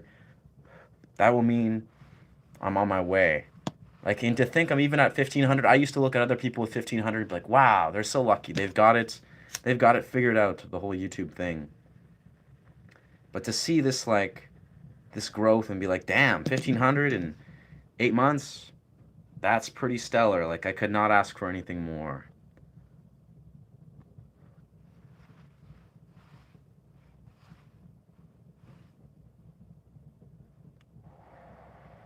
Wow. Frankincense is just magical.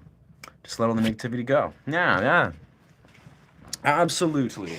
Sure, brother. Yeah, it is. I mean, it's, yeah. I think, too, like, it's an incomparable thing, like, the journey of YouTube. I think, for me, I'm on the route of, like, what I do is, it's unique, I think. I think I have, you know, unconsciously, I've somehow, I think, been honoring the path of being a streamer, per se, a YouTube streamer. Where, for me, you know, I'll spend some days, like, as it is now, like, 2-3 hours times 2 every day, not including the hours that I spend editing videos, thinking of content ideas. Like, some days, I'll literally spend, like, you know, most of my day conceptualizing YouTube stuff out of pure passion, out of pure love. You know, I'm also writing music, I'm spending time with loved ones, training, but I'm like all in. And it's not to say that those that are, you know, desiring to focus other domains of YouTube that aren't, you know, live streaming and whatever, aren't in that same path. But almost what I'm simply saying is, effort in everything goes a long way. You know, even if it's indirect, even if it's, you know, building effort that is translating to just living a happy life as an individual, you know? And I think the reason why I'm, you know, maybe finding some dimensions of success is because I've somehow, you know, YouTube live streams or whatever, I've found a modality that has allowed me to translate my immediate effort and actions into success. Where it's like, you know, I'm not depending on YouTube metrics that are gonna, you know, grant me X amount of subscribers at a random point. Maybe one day, maybe at some point, I'll unlock long formats and shorts on a high level and, you know, do that thing. But so far, it's all been very dependent on my raw time and effort and energy pouring through YouTube in a very intentional way. And I don't know, that's just how I operate. It seems to work. You know, I'm gonna grind it out.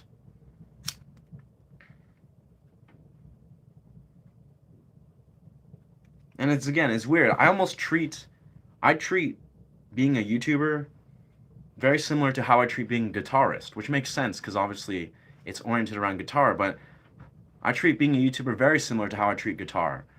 I never force myself to play guitar. I've never forced the process of like, okay, I'm gonna grind it out, and I think it's about just simply doing. No. It's about finding your ability to naturally, passionately engage in this modality and then let that be your guide. You know, I treat guitar, again, the same way I treat YouTube. For guitar, I play guitar for like sometimes 5 hours a day. Like literally, it's like I'll play guitar. Some days it's less, some days a little more. But I'm saying is the reason I can do that is because I've honored the process of learning to build a relationship with the guitar over, you know, X amount of years, about 15, 16 years, right?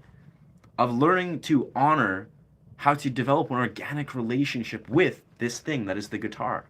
And YouTube, I treat it as the same. You know, I'm never trying to force this process and be like, okay, it's just about a pure, you know, grinding through hours. No, it's like I'm listening to the intuitive process the entire time. And when I learn and honor that, then it translates to me passionately engaging. You know, I'm going to show up because I desire to, because I understand how called I feel and aligned I feel with this process.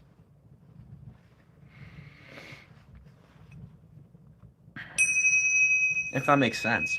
The trees are special. A full tree can cost 70K. Frankincense, myrrh. They're used by every religion to open doorways. These trees. Wow, I didn't know frankincense were trees. Honestly, it makes sense. Like, it's the resin. Yeah. Have you released any albums? I have not. I have not. Yeah. Strangely enough, I've actually written, like, vocal... When I was younger, I wrote pretty much, like, not an album. I'd say a couple EPs. But, yeah. That's a whole nother quest. Like, if I feel my next vision is I'm going to invest in a lot of studio space. Because, you know, I can record music, and I definitely do desire to record music in my own sort of capacity and learn and grow and figure it out. But I think in many rights, part of my whole vision is once I'm making full-time YouTuber checks, I'm going to just drop, you know, X amount of money on studio space. Like a little bit, you know what? Yeah, I can justify investing and going to some of my friends who are sound engineers and have studios and spend hours and hours in a studio, having a sound engineer perfectly refine everything that I create musically. That's what I think I'm looking forward to doing. And that's a door that's going to open because I've opened up the door of, you know, being able to invest in it through YouTube. It's just, these are all pivotal pieces. This is like, a lot of these things I look at in my life, right? It's like chess. It's not like checkers. It's not like I'm going like this, then that, then this, then that. It's an intelligent strategy. Everything's intelligently strategized, like it's like you're playing a game of chess. Damn, I love this frankincense stuff. It's just so hypnotizing. Wow. Oh. That is healthy. It's frankincense, baby. Hats are comments. Yeah. How do you deal with the lack of inspiration? And also thank you, Wayne, for the hat. honestly, the hat is, yeah, I remember when I first bought this. I've had this for like a week or two.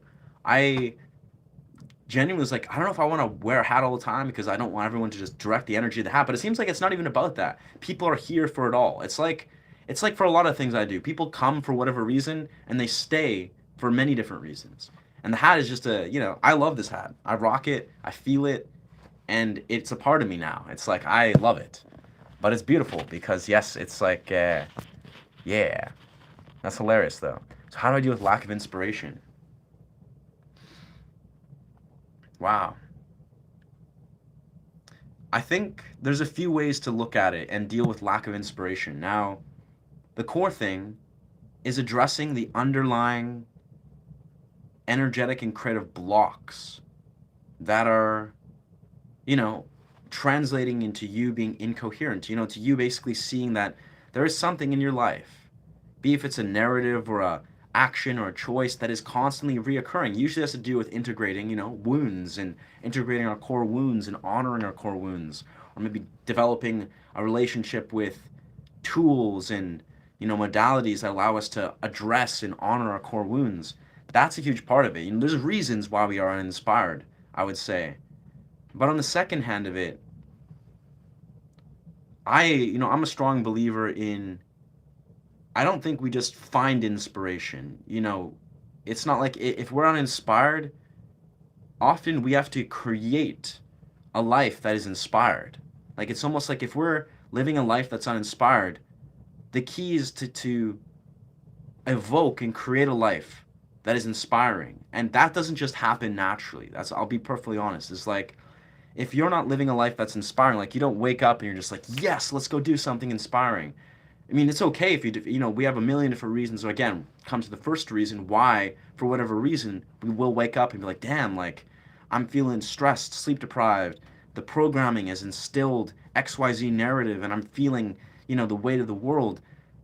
That's the first thing to address is we have to honor our health by honoring our mind, our wounds, and letting ourselves embrace all the tools and the beautiful things around us to nourish ourselves. But again, if we're living an uninspired life, you need to realize that you need to evoke an inspired life. Like an inspired life will not just sneak up on you and happen organically, and when you're living that inspired life, like you just live and breathe creative energy, then sure. But what I'm simply saying is a core thing that I remember realizing many, many years ago is you may heard this thing. Some people, they let actions guide they let their experience guide their actions. They experience something and then they respond accordingly with their actions. But I think it's most important in life to let your actions guide your experience. That is, sometimes you're going to wake up not feeling motivated, not feeling inspired, to pick up the guitar, maybe, for example. That hasn't occurred for me for many, many years. But maybe you don't feel inspired to go for a run or go for a cold plunge or go and do some strength training or, I don't know, read a book or something. But in many rights, you have to actually let your actions guide your experience. You have to basically realize that if you feel uninspired or unmotivated, many rights, you have to actually let your actions guide your experience. You have to act and then let your experience recognize why this action was so valuable until you've built a life that is acting. It's in action. Your actions are always guiding your experience. You don't even think about it. Your nervous system is wired to be like, oh yes, we act. We are action. We are acting and going. It's the same reason, be honest, streaming is a strange and it very, it's a recent parallel for me. When I was new to streaming, like 6 months ago when I never streamed, there were little blips and moments where I was like, should I stream? Do I really want to stream? I was like, I don't know if this is the right moment, or it was like, my mind would be like, I don't know if this is like something I even want to do, or I still gotta wait. But now it's like, obviously 6 months down the road, I won't even think twice. I'm obviously honoring my body. If I've been streaming most of the day, or I have things to do, or I gotta go to the gym, or sleep, or nourish myself, I'll honor that. But there's certain things in life where we need our actions to guide our experience. It's like conditioning. You got to condition yourself to honor engaging in things that naturally evoke inspiration. And yeah, it's like inspiration's a funny thing, brother, because it's like, I'll be honest, inspiration is not that complex sometimes. It's like when you're living a very active life where you're engaging in the real world, you're meeting beautiful human beings, you're creating memorable life experiences, inspiration just flows through you like a waterfall. You don't even, it's like a raw, dense feeling that you almost would go insane if you don't pour out creative expression. And again, that kind of comes down to a few things like learning to honor and integrate and nourish yourself, learning to build a life that's inspiring, that is inspired, and then letting your actions guide your experience. All those things, eventually they will translate into your natural response, just, living a life that is full, that is rich, that is also real. Like, it's not like living a life is always going to be blissful and happy. It's going to be like full of, turmoil sometimes, full of sadness, full of intensity. Because that's the thing is, for a lot of people, right? A lot of people seem to turn away from the real world experience. They like to escape. Escapism. That's the core thing. It's like people like to default into escapism. They like to numb the world with alcohol or drugs or whatever they choose, and it's not very difficult to escape, to turn away from just experiencing the raw real world, because when you experience the real world in its wholeness, it's very painful, right? It's very painful.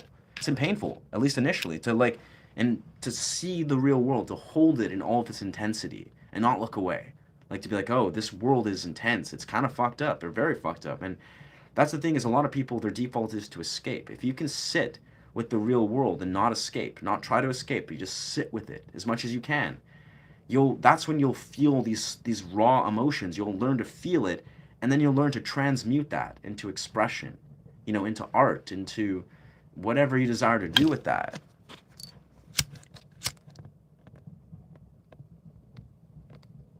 Yeah. Not a thing I've thought about. I mean, I surely I have bouts where maybe I'm sleep deprived and I'm burning myself out or something, but yeah, it's funny. Like, I've been fortunate where I almost always can just wake up and play guitar at any given moment and I'm immediately inspired. Or if I'm dancing, I'll always have like different dance pathways that I want to explore, and it's taken many years to get to that point, but I think, yeah.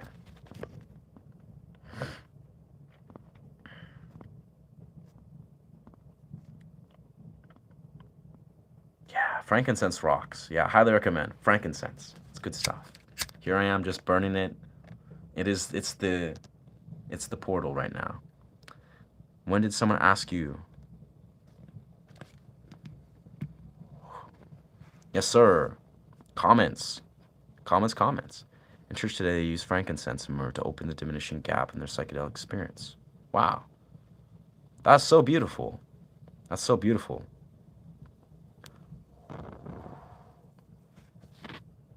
Woo. Oh, I did not pick up my incense. I'll be honest, Moonstars. I have incense just randomly situated at random places all around my neighborhood. Like at least 4 or 5 of them. Like little incense ropes that I just leave at random places. I sometimes collect them. I sometimes leave them for people to find, but I don't know. That's a good reminder, though. Thank you. I'll probably go grab that incense rope, because that was a really good one. That was a good one.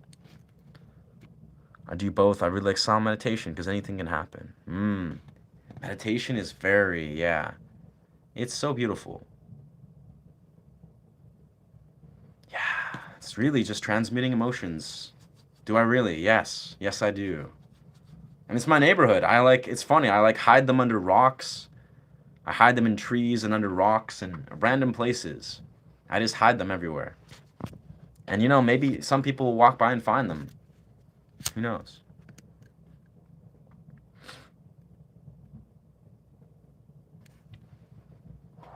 I keep burning myself with these incense rocks. It makes sense now. That's awesome. Yeah, I haven't asked those questions in a long time. But I think, of course, about inspiration, I think all the time. Escapism. It's like a core thing. And as a dude that's like sober, has been sober for 11 years, so to speak. I mean, again, I drink alcohol every once in a while, maybe like every couple months I'll have like a shot or something. But yeah, I've been like really honoring the sober experience for a long time. And you come to some deep core realizations about, why people desire to engage in intoxicants as a whole. And yeah, it's bizarre that a lot of people don't even realize how important the raw, unfiltered, human experiences, the present. You got to be present with these emotions. I remember I was like going on this rabbit hole where it's like the emotions that we feel in every given moment are trying to teach us something. Like every given emotion, your nervous system is surfacing some sort of wound, maybe, or some sort of narrative. It's an emotion that flows through. And the more that we listen to them, we're like, okay, here they are. Like, let's be real with them. And we can't always do that because obviously we're humans, we're imperfect. But it's like those are powerful, potent messengers. And I don't know. I sometimes I'll come home from a gym and I'll pick up my guitar and start playing guitar and belting out lyrics, and it's like shit just flows through sometimes that you're just like you gotta transmute that into some beautiful art. And if you're fortunate to have that, those tools, those modalities to do that, then you've won. Like you've succeeded. You've learned to honor literally what this human experience is for, which is just to find this raw energy and transmute it into something. Sometimes I'm counting some time from work. Yeah. Yeah. That's fair, bro. I mean, that's fair. Be very, very, be patient with yourself as you're learning to nourish your body. Like that's a key thing. I remember being in that exact situation for many years. Like, I mean, I think I told you when I used to work like full-time jobs and I would like juggle various different things with school and work, and I would often just, try to I would just take all the money I had and basically I wouldn't spend it, but I would use it to buy time. Like I would basically not work for like a month or two and just be able to, afford to just live and just take my time. And not everyone can even do that, but it's like I think these are unique phases where you don't necessarily need to, you got to honor the phase you're in. Like if you're finding yourself, you got to learn to nourish your body as much as humanly possible, nourish your sleep. It's, yeah. I remember being in that place, brother.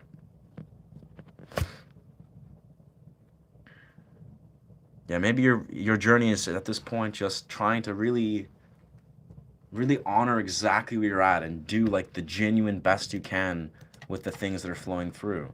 Like again, this is where I try to be as transparent as possible. It's like my journey is my journey. Like I've really grown to be in the journey I'm at. It's like our journeys are incomparable, all of us collectively. Where it's like I'm also 31. I probably look young, but I'm 31, right? I've gone through many different years of developing, fortunately. And yeah, it's like, we have different phases where we can allow ourselves to integrate the things we need to integrate. And a lot of it comes down to, again, just being patient with yourself of exactly where you're at. Like, if you need to just honor and nourish your body and learn. Strangely enough, like, this is a reoccurring theme that I'll tell you is a huge theme when you're going through your 20s. When I was going through my 20s, is like, literally, most of my 20s, the reoccurring theme was learning to nourish and honor my health nonstop. This is a recurring thing that happens through most of our life, but for me, I devoted most of my energy and waking energy to from age 15 to age 30 to learning to honor my health and every right of what that is. Be it if we're talking about, learning to integrate dimensions of strength training and eating in such a way, nourishing my body through XYZ practices. Just it's such a fundamental thing that the foundational essence that will allow you to succeed is always going to be learning to honor your health. And it takes many years to figure that out. Like juggling, even if you're juggling work and juggling school and juggling taking on, career paths, honoring your health is a foundational thing that is required. You need to learn to honor your health and every right of what that is and every metric to be a foundation to succeed at anything. And for me personally, I feel fortunate where I've devoted so many years to being an athlete, but also being like a person that's studying to be a nutritionist, dietitian, to study the body, the mind, the brain. And because I've done all these things, because I've done them, that's why I'm able to also be present the way I am today, you know, make choices or healthy, intelligent decisions that have translated to me making better decisions for my, you know, creative path in my career and etc. It's just, it's all so relevant. And, you know, the fundamental place that we need to return and honor is our health. And sometimes that's simple. That's simply just, you know, learning to get a little better of a sleep, or, you know, learning to eat nourishing food and have a diet that really honors us, and, you know, getting in little bits of exercise and honoring our breath and honoring meditation and slowing down. All these things are so paramount for our health. And this is years and years and years of just good decisions. But yeah, food for thought, food for thought. Thank you, dog. Thank you, Alasar. You're a great part of this, brother. Great part of this community. Brings peace like a good memory. That's so beautiful. Yeah. That is really beautiful. I agree with that. We have so much ability, man, in our inner world. Like, absolutely incredible potential. There's always something new to learn. I feel like the people who stay and hang are the most spiritual, kind people. More than not, yeah, that's the invitation universally. It's pretty cool.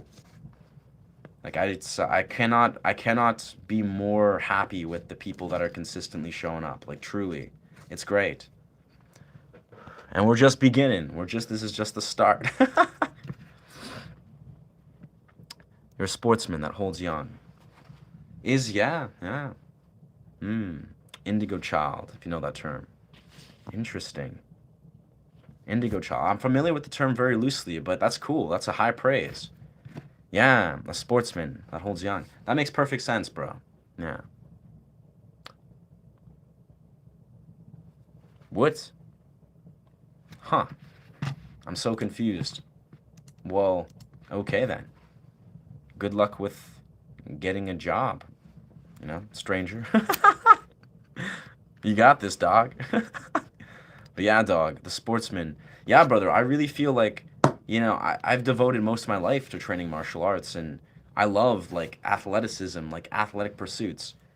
It's a fundamental part. You know, I really love that path.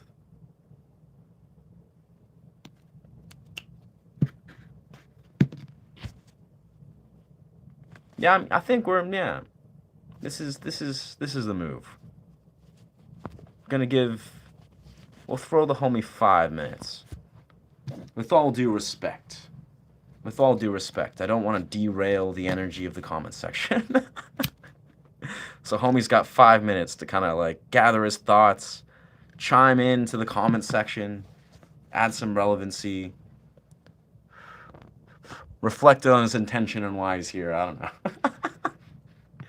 Timeouts rock. YouTube, shout out YouTube. YouTube has done a great job developing their live platform, I have to say. They really have. It's good to turn to the energy into something productive. A workout you should write a book. Like Rule Number 1, turn energy into something productive, like a guitar session. That's a beautiful thought. That is really it. I mean, I'm love to be really open about this. I'm a very devoted athlete. Like, for many years, like 15, 16 years, I've literally spent insane amounts of time, you know, just for me, the gym is a safe space. I've also trained in martial art gyms for massive portions of my life, parkour gyms, various things. Like, I'm in love with the athletic pursuit. And it's interesting because you see my embodiment of how this channel is formulated. I have multiple different realms of how I experience things. Like, I'm multidimensional, like we all are. Like, you know, I'm an athlete, a martial artist, but I'm also a musician, but also a dancer, but also acrobatic, fire performer, this, that. Like, there's just so many different hats that I put on, so to speak, and they all fit me very well. And they all complement each other. And again, athletic pursuits, training your body, I believe so deeply. It's almost like it's a fundamental thing that if you're not honoring your body, like if you're not training your body, you're not doing strength training, you're just going and training and running and doing things that are just honoring your body, you're unfortunately you're losing out on a very fundamental part of, living, of being alive. Yeah. Do do you are a core audience? Like the same people. So what's that?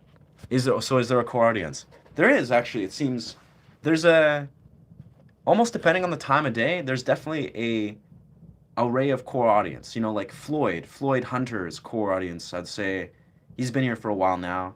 There's a Beast Mortem. He's been here for a while, and he's a fellow from India, a really cool guy, doctor, musician. Amy, she's been reoccurring. She's like a recent moderator. I like her energy.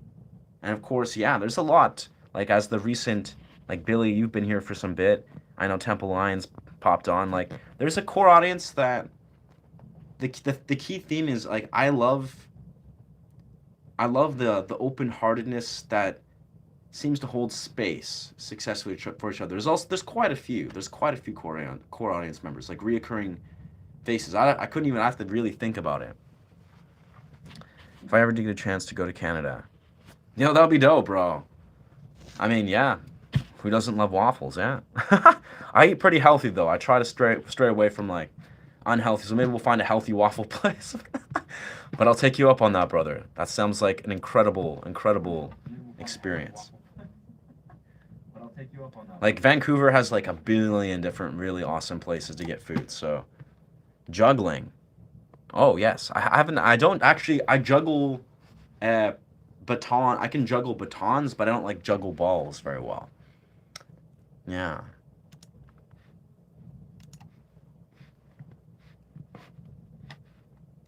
All right. I'm trying to figure out. I think what we're gonna do is we're gonna take a close. We're gonna put a close to the stream.